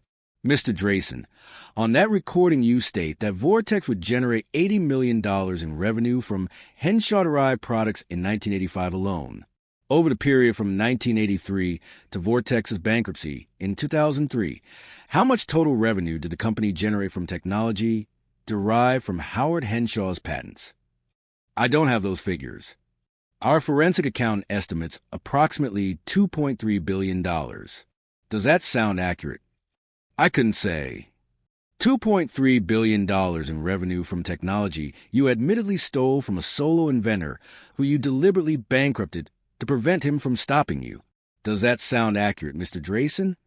Drayson's lawyer objects again, but the damage is done. The deposition continues for another 2 hours, with Brennan systematically destroying every defense Drayson tries to mount. By the end, Drayson looks 10 years older, and his attorneys look like they're calculating settlement ranges.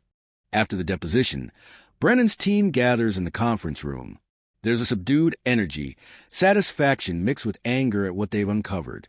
This is as close to a perfect smoking gun as I've ever seen in 30 years of IP litigation, Brennan says. We have documentary evidence of theft, audio evidence of conspiracy, and now sworn testimony from one of the perpetrators that corroborates everything. Tech Merge and the other successor companies are going to be desperate to settle after this. How desperate? Clara asks. Very. I'd expect a serious offer within 2 weeks.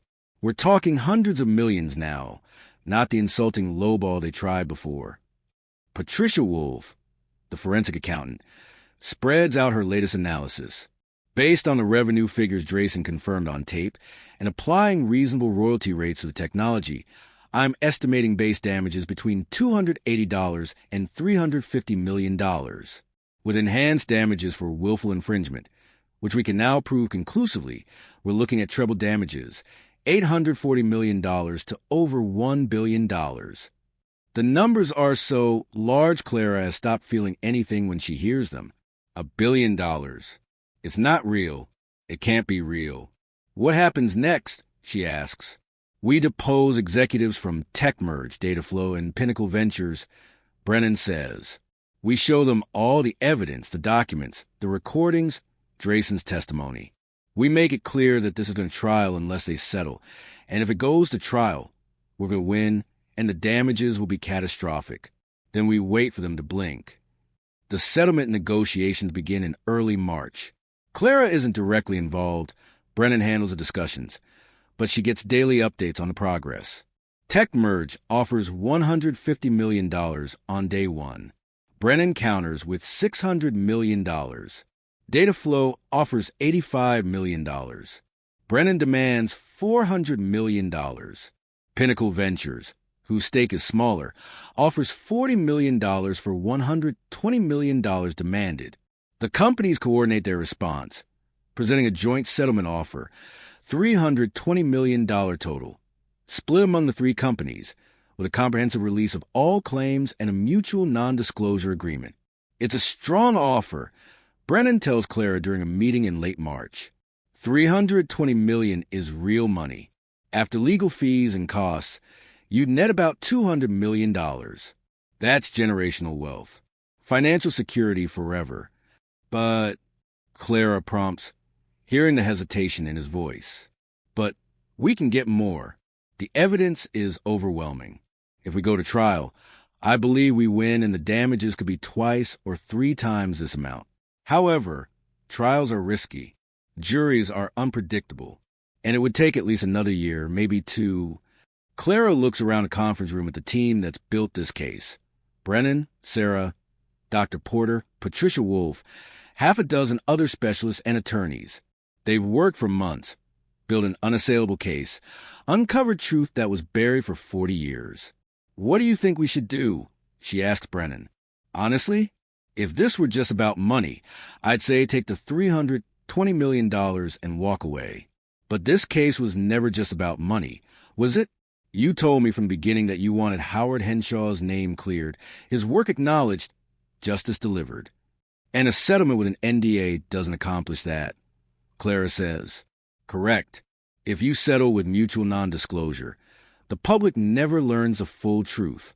Vortex's theft gets buried again, just with a different price tag. The companies pay money but admit no wrongdoing, and history records that you got rich from a lawsuit but doesn't explain why. Clara thinks about Howard Henshaw's letter. The truth matters, because theft and corruption cannot be allowed to stand unchallenged. What if we demanded a settlement with no NDA, she asks. What if part of the deal is that they have to publicly acknowledge what Vortex did? Brennan leans back, considering. They'll hate that. Public admission of theft and fraud would tank their stock prices, invite shareholder lawsuits, destroy their reputations. They'll pay more money to avoid it. Then let's make that the price, Clara says. Full public acknowledgement of Howard Henshaw's innovations and Vortex's theft. A formal apology. And no NDA restricting what we can say about the case. Those are the terms. They'll refuse. Then we go to trial, Clara says. And we win.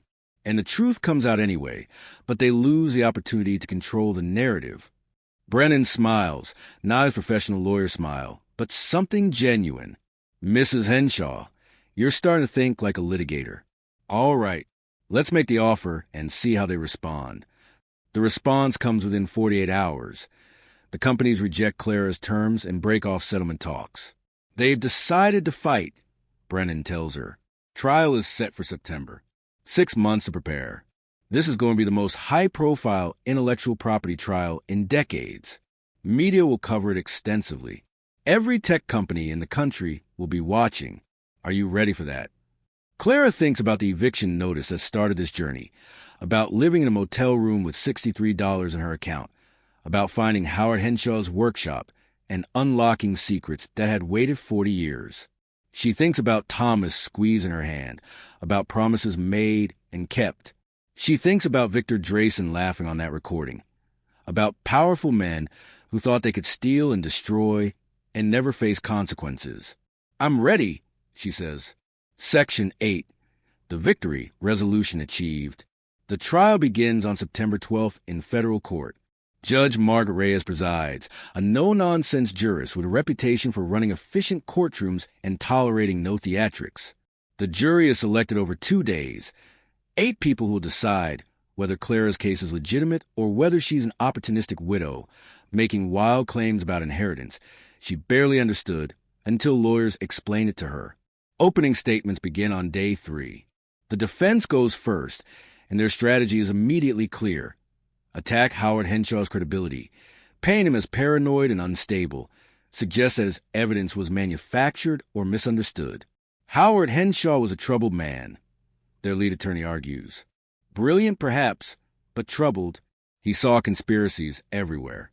He believed the patent office was corrupt, that corporations were stealing from him, that the government was covering up crimes.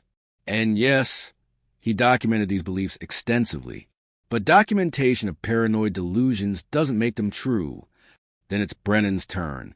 He stands, buttoning his suit jacket, and walks to the jury box.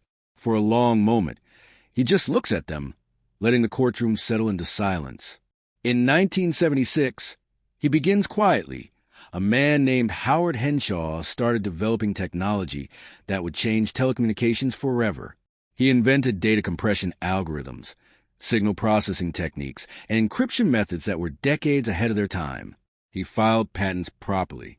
He documented his work meticulously. He did everything right. Brennan's voice rises slightly. And a corporation called Vortex Technologies stole from him. Not once, not accidentally, but systematically, repeatedly, over 8 years, 17 separate times. They bribed a patent examiner to leak information about Henshaw's confidential applications. They used that information to file their own patents months later. When Henshaw discovered the theft and sued them, they implemented a deliberate strategy to bankrupt him through prolonged litigation. He pauses. We're not asking you to take our word for this. We have documents signed by Vortex executives. We have audio recordings of those executives discussing their strategy to bleed Henshaw dry and paint him as crazy. We have sworn testimony from Victor Drayson, former VP of Product Development, admitting that they generated $80 million in revenue in 1985 alone from Henshaw-derived products. Brennan picks up a photograph. Howard Henshaw in front of his workshop, holding a circuit board, unsmiling. This is Howard Henshaw. He died in 1987, alone, broke, his reputation destroyed by the very company that stole from him. He never got justice. He never got acknowledgement. He never got a dime from the technology that made Vortex billions. But he kept evidence. He documented everything, because he believed that someday, somehow, the truth would matter. He looks at each juror in turn. 40 years later, his granddaughter-in-law found that evidence. And now you, 8 citizens serving on this jury, you get to decide whether the truth matters, whether corporations can steal from individuals with impunity, whether power and money insulate people from consequences, or whether justice, even delayed by 40 years, can still be delivered. Brennan returns to his seat. Clara, sitting in the gallery, feels tears on her cheeks. The trial lasts 4 weeks. Brennan's team presents the evidence methodically, building layer upon layer of proof. Dr. Raymond Porter testifies about the sophistication of Howard Henshaw's innovations, demonstrating for the jury how Henshaw's patents predated Vortex's by months, how the technology was virtually identical. Patricia Wolf walks the jury through 40 years of financial records, showing exactly how much money Vortex made from Henshaw-derived products. $2.37 billion in total revenue, approximately $920 million in profit. Leonard Graves, the former Patent Office employee, testifies about the irregularities in Henshaw's patent applications, about Richard Hollis's reputation for corruption, about the pattern that everyone in the office noticed, but no one stopped. And then comes the evidence itself, the internal Vortex memos, displayed on screens for the jury, the audio recordings played in the silent courtroom, Victor Drayson's deposition testimony, read into the record. The defense tries to counter, arguing that parallel development happens, that similarities in technology don't prove theft, that revenue figures don't account for Vortex's own contributions and innovations. But their case crumbles under cross-examination. Their expert witness admits under questioning that the probability of 17 coincidental parallel developments is statistically unlikely. Their corporate representative from TechMerge can't explain the payments to Richard Hollis or distance the company from Vortex's documented fraud. On the 21st day of trial, the defense rests, and Brennan delivers his closing argument. He speaks for 90 minutes, weaving together all the evidence, all the testimony, all the proof into a single narrative of theft, corruption, and a man who fought alone against impossible odds. The defense wants you to believe this was all coincidence, Brennan says.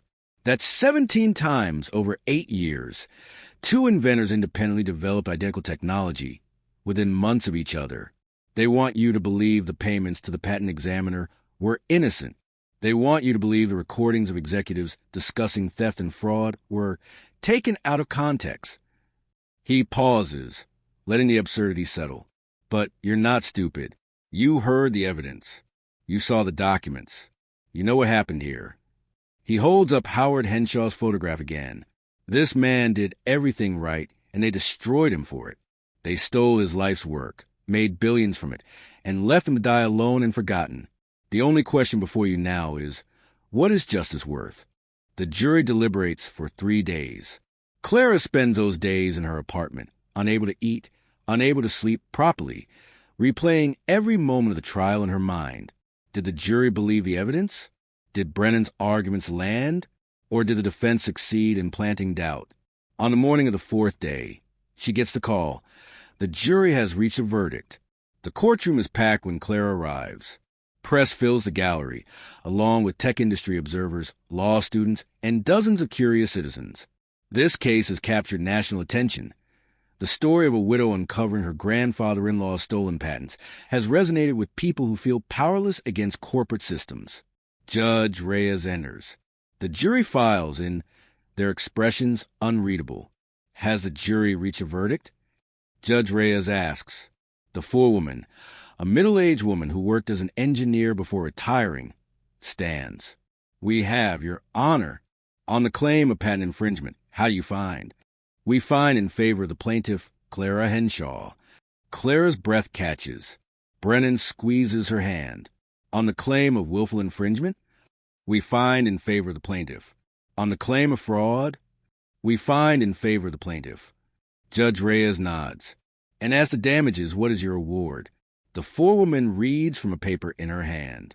We award base damages in the amount of $310 million for patent infringement. We award enhanced damages in the amount of $620 million for willful infringement, trebling the base award as allowed by statute. We award an additional $50 million in punitive damages for fraud and bad faith conduct. Total damages, $980 million. The courtroom erupts.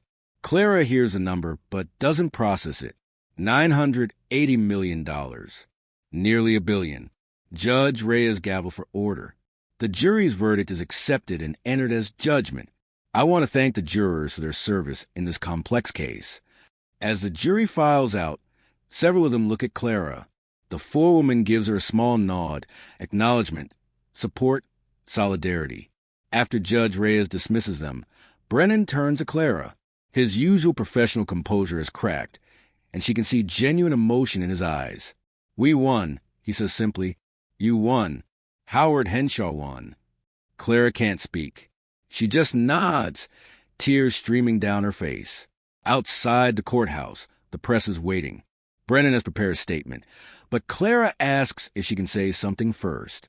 The cameras focus on her, a 61-year-old woman in a simple dress, standing on courthouse steps, about to become one of the wealthiest people in the country. I want to say something about Howard Henshaw, Clara begins, her voice shaking but clear. He was a brilliant inventor who did everything right. He created technology that changed the world, filed his patents properly, documented his work meticulously, and he was destroyed by a corporation that decided theft was more profitable than innovation. She pauses, gathering herself. For 40 years, Howard Henshaw's story was forgotten. He died alone, broke, labeled as paranoid by the same company that stole from him. Today, a jury of 8 citizens looked at the evidence and said, this matters. Truth matters. Justice matters. Even 40 years late. Her voice grows stronger. This verdict isn't about me getting rich.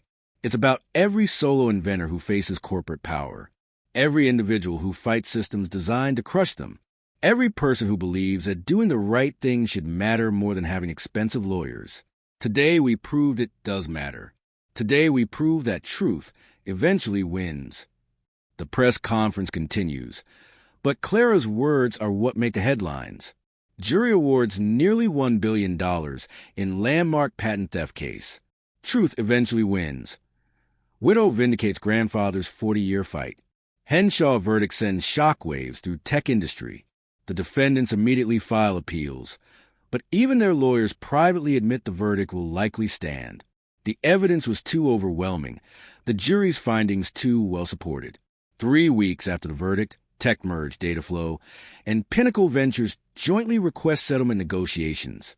They want to avoid the appeals process, avoid years more of negative publicity, and avoid the possibility that an appellate court might increase damages or impose additional penalties. The final settlement is reached in November, $950 million total, paid out over 5 years, with the first payment of $250 million due immediately. No non-disclosure agreement, no restrictions on Clara's ability to discuss the case. And one additional term that Clara insisted on, a public acknowledgement. On December 15th, all 3 companies issue a joint statement. TechMerge Solutions, Dataflow Corporation, and Pinnacle Ventures acknowledge that Vortex Technologies, our predecessor company, systematically stole patented technology from inventor Howard J. Henshaw between 1983 and 1987. This theft was intentional, coordinated, and resulted in nearly $1 billion in ill-gotten revenue. Mr. Henshaw's innovations in data compression, signal processing, and encryption were foundational to modern telecommunications. He deserved recognition, compensation, and respect. Instead, he received theft, persecution, and character assassination. We cannot undo the harm done to Mr. Henshaw, but we can acknowledge the truth. Howard J. Henshaw was a brilliant inventor who was systematically destroyed by corporate greed. Today, we formally apologize to his memory and to his family, and we commit to implementing new policies to prevent such theft from ever occurring in our companies again. Clara reads a statement in her apartment, alone, with Howard Henshaw's photograph propped beside her laptop. They admitted it, she says to the photograph, to the memory of a man she never met. They finally admitted what they did to you. You were right about everything, and now the world knows it. She touches a frame gently. You can rest now. 8 months after the verdict, Clara stands in front of the workshop on a warm June morning. The building looks different now. Fresh paint, new roof, windows cleaned and gleaming. The clearing is expanded and a parking area paved. A new sign hangs above the door, the Howard J. Henshaw Innovation Center. Today is the dedication ceremony. Clara watches as cars arrive, people gathering for the event she spent months planning. There's Dr. Raymond Porter, who helped authenticate Howard Henshaw's technology. Patricia Wolf, whose forensic accounting proved the scope of the theft. Leonard Graves, the whistleblower from the patent office. Sarah Chun, and the rest of Brennan's legal team. And there's Michelle, Clara's daughter, with her husband Brad and their 2 teenagers. Michelle had called 3 days after the verdict made news, suddenly interested in reconnecting. Clara had been cold at first, remembering how Michelle had jumped immediately to demanding her share of the inheritance. But over months of careful conversations, they begun rebuilding something. Not what they had before, but something new, founded on honesty about past hurts and present intentions. Clara had given Michelle $10 million, more than generous, but nowhere near the 50% Michelle initially expected. I'm not doing this because you're entitled to it, Clara had said clearly. I'm doing it because you're my daughter and I want you to have security. But the rest of the money has a purpose. That purpose surrounds Clara now. The Henshaw Innovation Center is a nonprofit organization dedicated to supporting solo inventors and small innovators. The workshop has been converted into a maker space with state-of-the-art equipment. The surrounding land now includes a small residential building where inventors can stay rent-free for up to 6 months while developing their projects. But more than physical space, the center provides legal support, patent filing assistance, intellectual property protection, connections to ethical attorneys. Everything Howard Henshaw needed and couldn't afford. Mrs. Henshaw? A young woman approaches nervously. She's perhaps 25, carrying a prototype device. I'm sorry to bother you, but I wanted to thank you. I'm one of the first residents. I've been working on a medical device for diabetes monitoring, and without this place, without the legal help in the workshop space, I could never afford to develop it properly. What's your name? Clara asks. Arya Chun. Dr. Porter connected me with the center. He saw my early work and thought it had potential. Clara shakes her hand. Tell me about your device. As Arya explains her innovation, something to do with non-invasive glucose monitoring, Clara feels a deep satisfaction. This is why the money mattered, not for houses or cars or wealth for its own sake, but for this, helping the next generation of Howard Henshaws avoid his fate. The ceremony begins at noon. Clara steps to the podium that's been set up in the clearing, looking out at the assembled crowd, maybe 100 people, including reporters, tech industry representatives, and a delegation from the USPTO's new Ethics Oversight Board, formed in part because of the revelations from Clara's case. "Thank you all for coming," Clara begins. 40 years ago, a man named Howard Henshaw died in this workshop, alone and forgotten. His innovations had been stolen. His reputation had been destroyed. He'd spent his final years fighting for justice he never received. She pauses, looking at the refurbished building. But Howard Henshaw did something remarkable in those final years. Even as he fought and lost, even as the systems failed him, he documented the truth. He preserved evidence.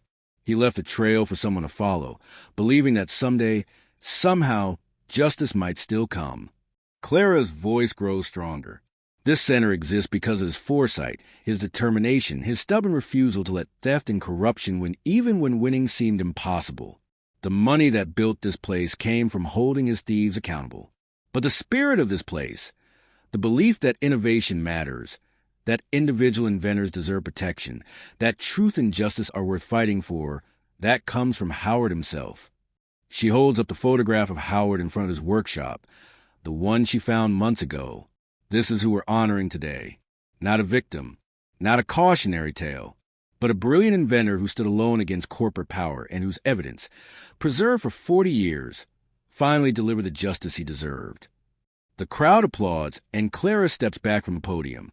Dr. Porter speaks next, discussing Howard's technical innovations. Then a representative from TechMerge, not voluntarily, but as part of the settlement agreement, formally presents a plaque acknowledging Vortex's theft and Howard's innovations. After the speeches, Clara leads a tour of the workshop-turned-innovation center.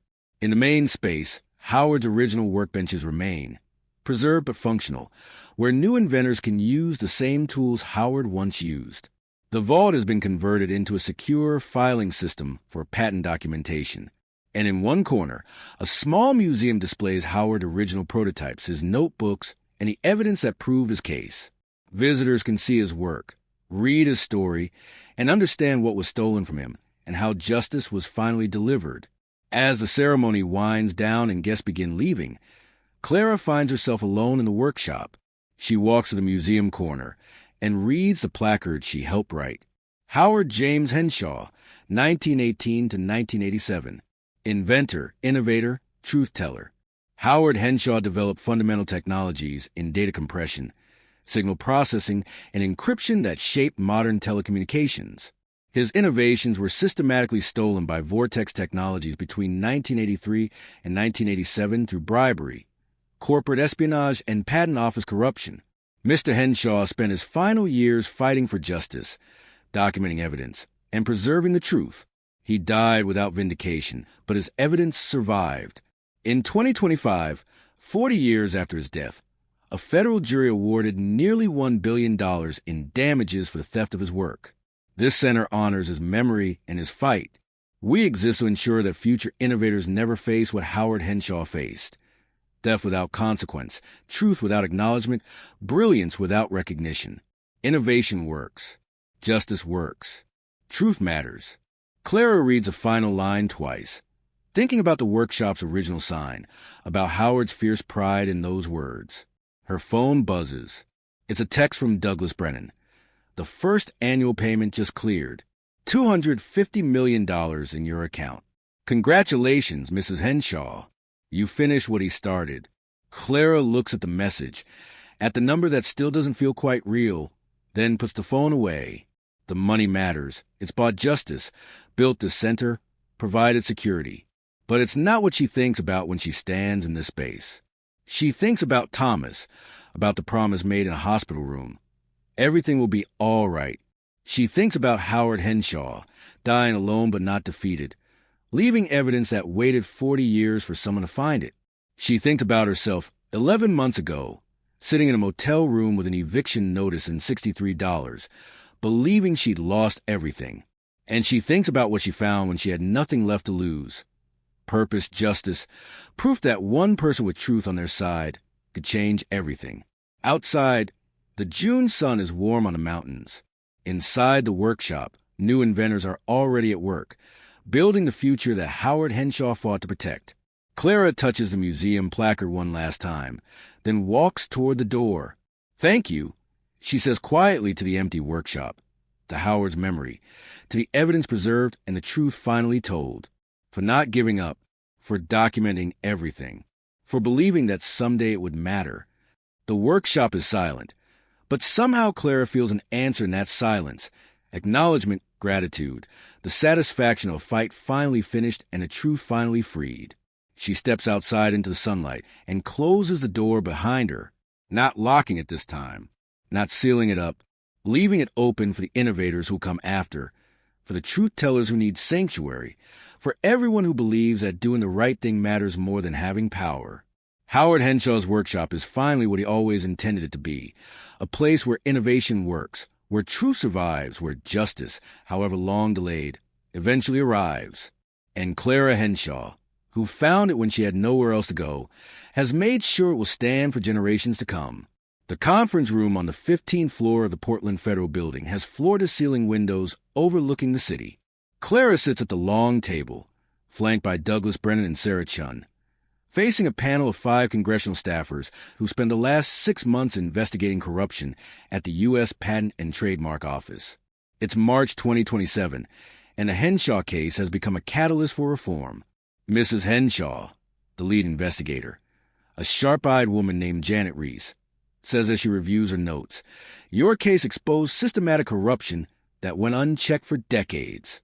Based on your grandfather-in-law's documentation and our subsequent investigation, we've identified at least 17 other inventors who may have been victims of similar schemes between 1975 and 1995.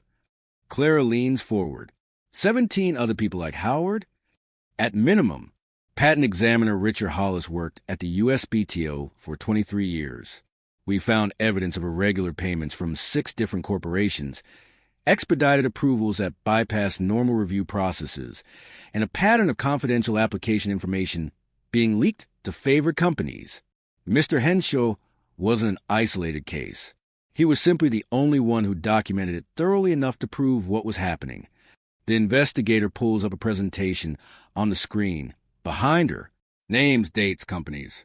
Each line represents someone's stolen work, someone's destroyed dreams. Because of your case, Mrs. Henshaw, Congress is drafting the Patent Integrity and Protection Act.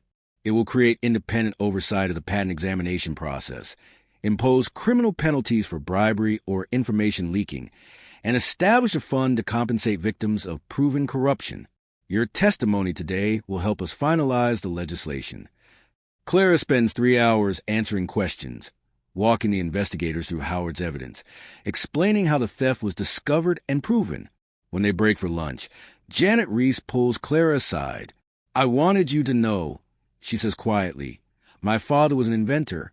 Small time, never made it big. He filed a patent in 1989 for a manufacturing process.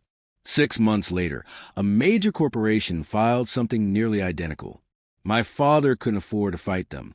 He died thinking he'd failed, that his ideas weren't good enough." She pauses, emotion flickering across her professional demeanor. "After your case became public, I pulled his old files.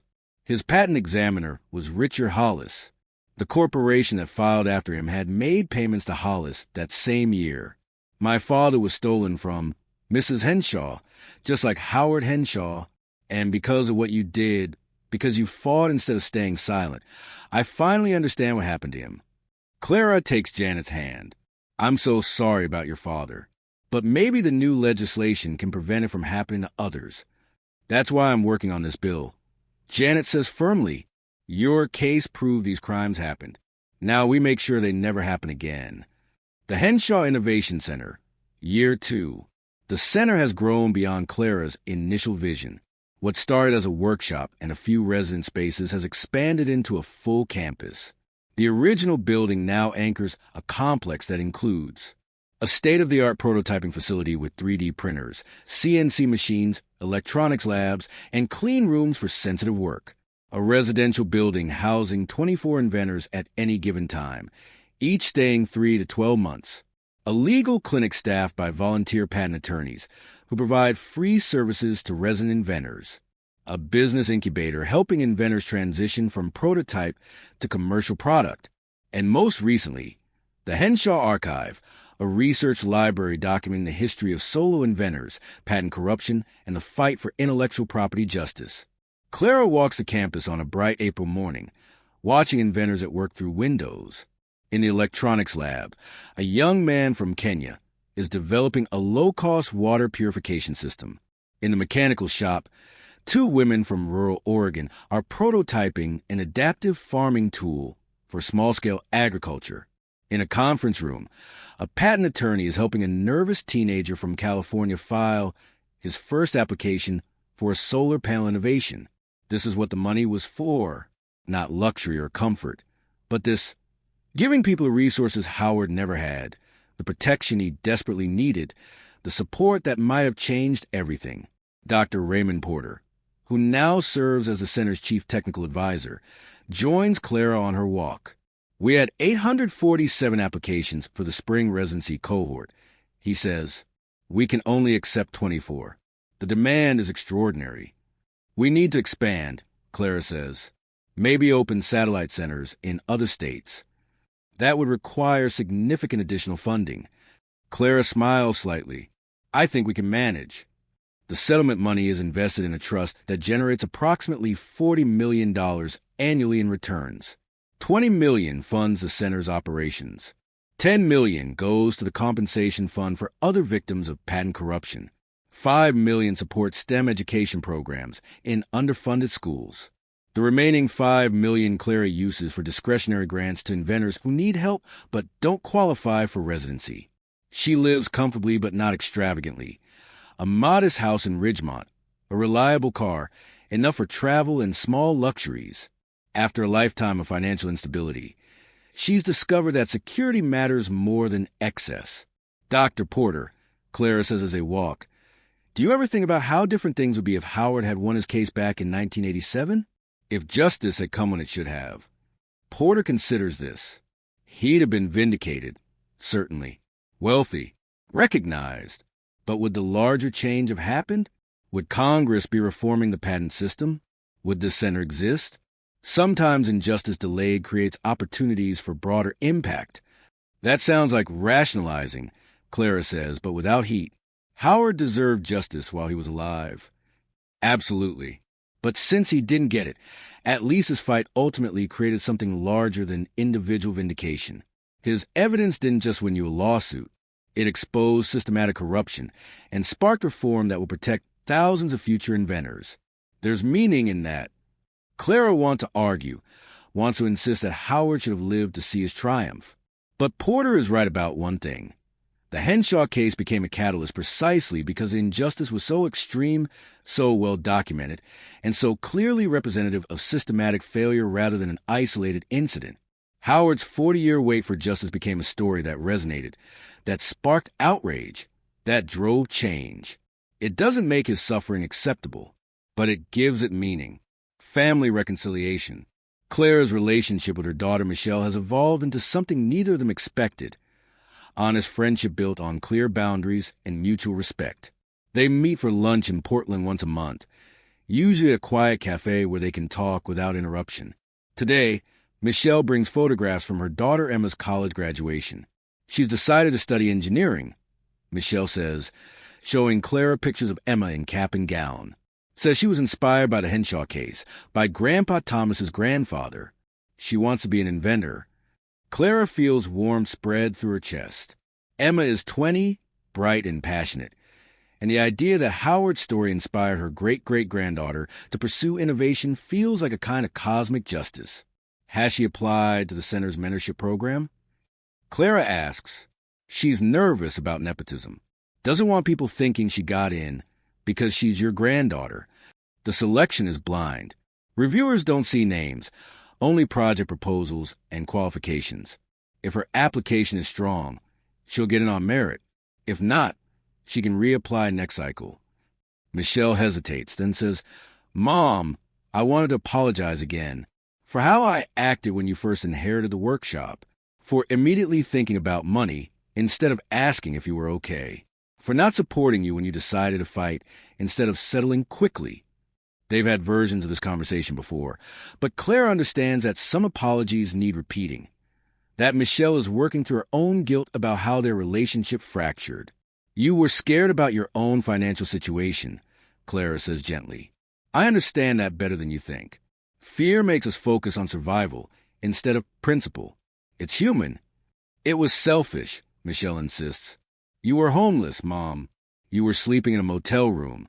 And when you found something that could save you, my first thought was how I could benefit. I'm ashamed of that. Clara reaches across the table and takes her daughter's hand. You're not that person anymore. People grow. You've shown up consistently for 2 years now. You've supported the center's work. You've tried to repair what was broken between us. That matters more than how you reacted in one moment of crisis. Michelle's eyes are wet. Thomas will be proud of what you did, of how you honored his grandfather's memory. I hope so, Clara says quietly. I think about him every day, about whether I'm using this money the way he'd want, whether I'm making decisions he'd respect. He'd respect that you fought for truth when it would have been easier to take the money and stay quiet. He'd respect that you're helping others instead of just helping yourself. He'd respect you, Mom, because that's who you've always been. I just forgot to see it for a while. They sit together in a cafe, mother and daughter, their relationship scarred but healing, built now on honesty instead of unspoken expectations. The documentary. In August 2027, a documentary titled Innovation Works, the Clara Henshaw story, premieres at the Sundance Film Festival.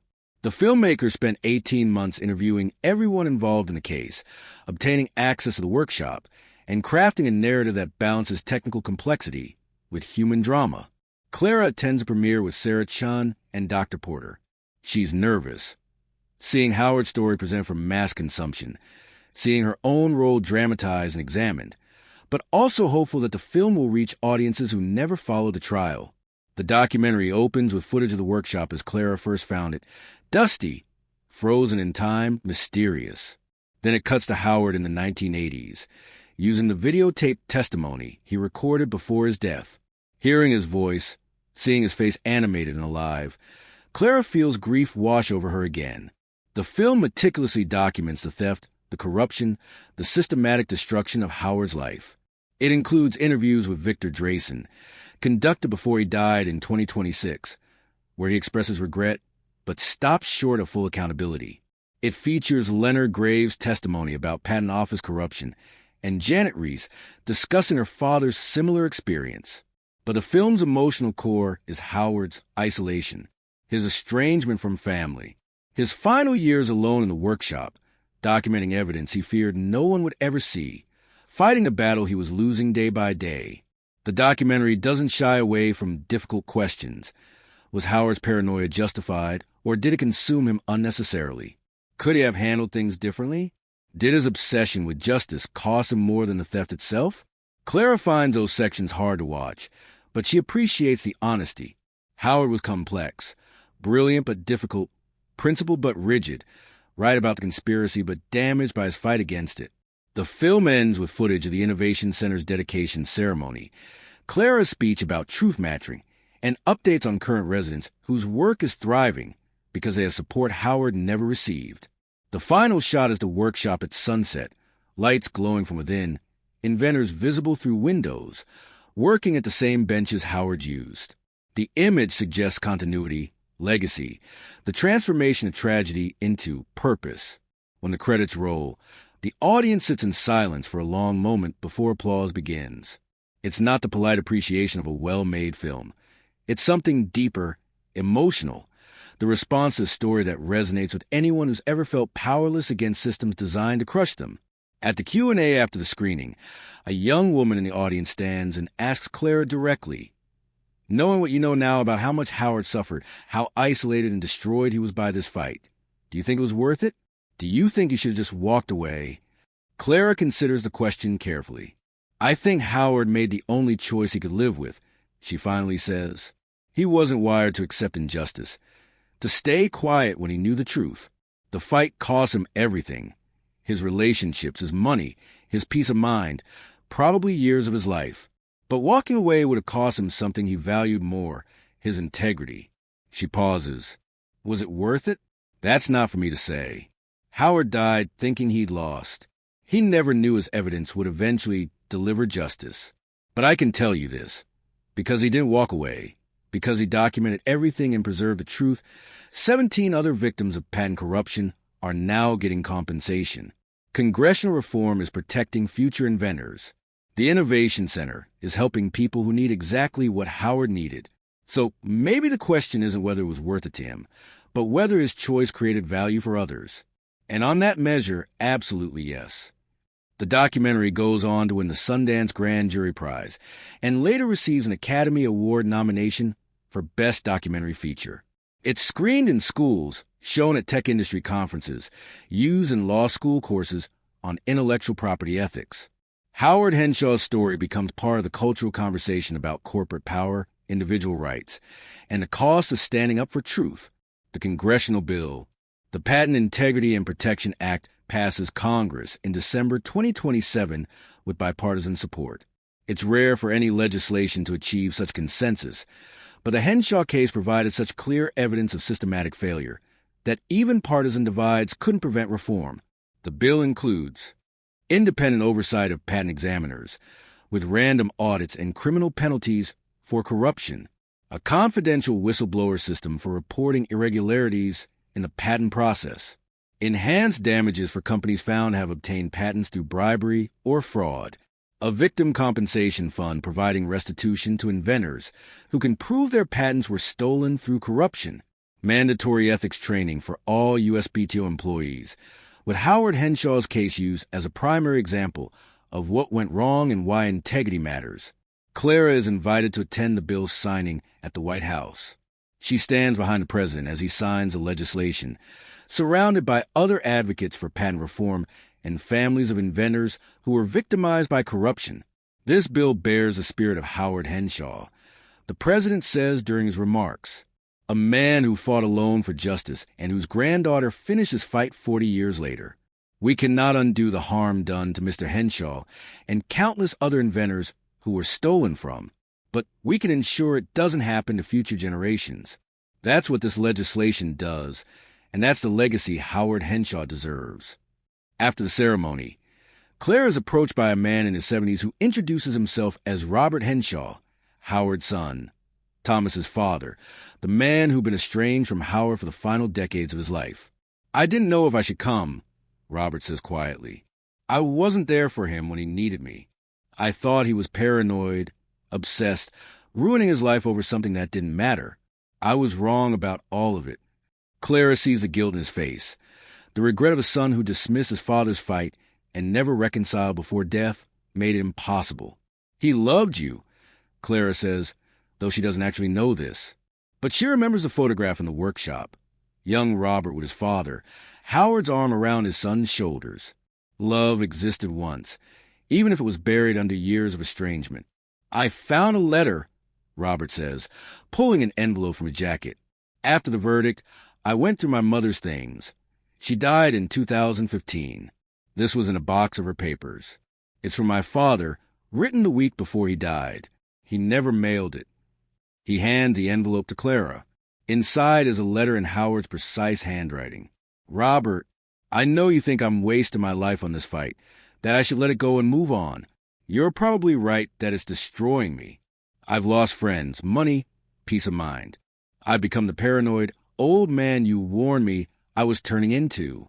But I can't let it go, not because of pride or stubbornness, though I have plenty of both, but because if I walk away, if I let them win, then I'm saying theft and corruption are acceptable as long as the powerful do it. I'm saying truth doesn't matter if lies are more profitable.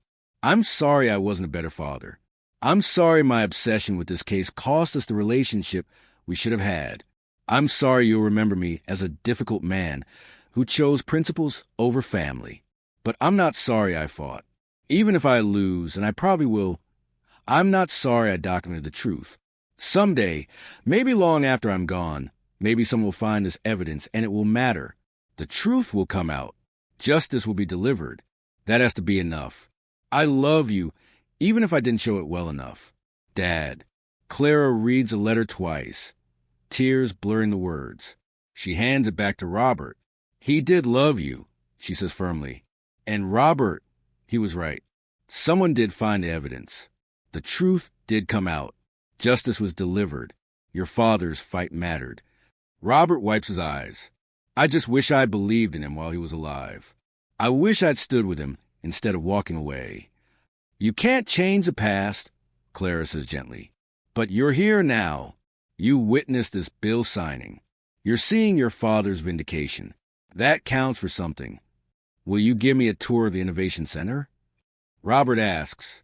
I'd like to see what his workshop became. I'd be honored, Clara says.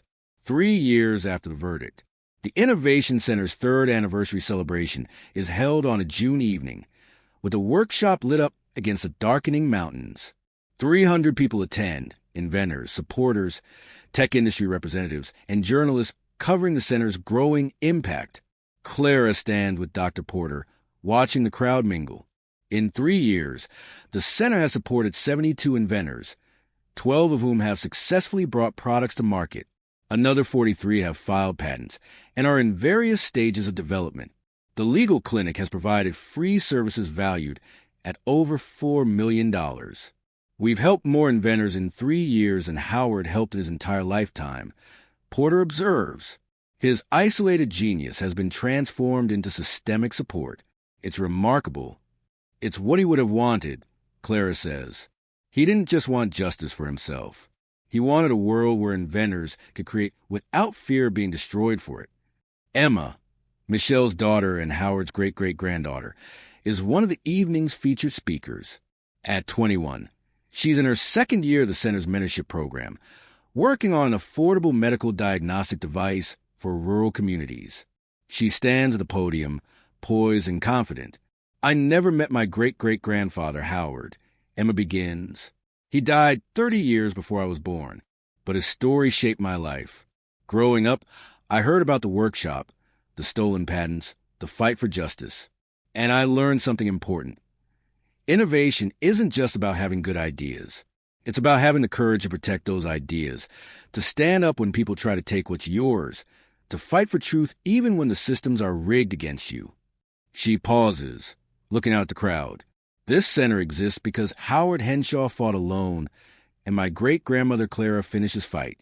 But it exists for the future, not the past.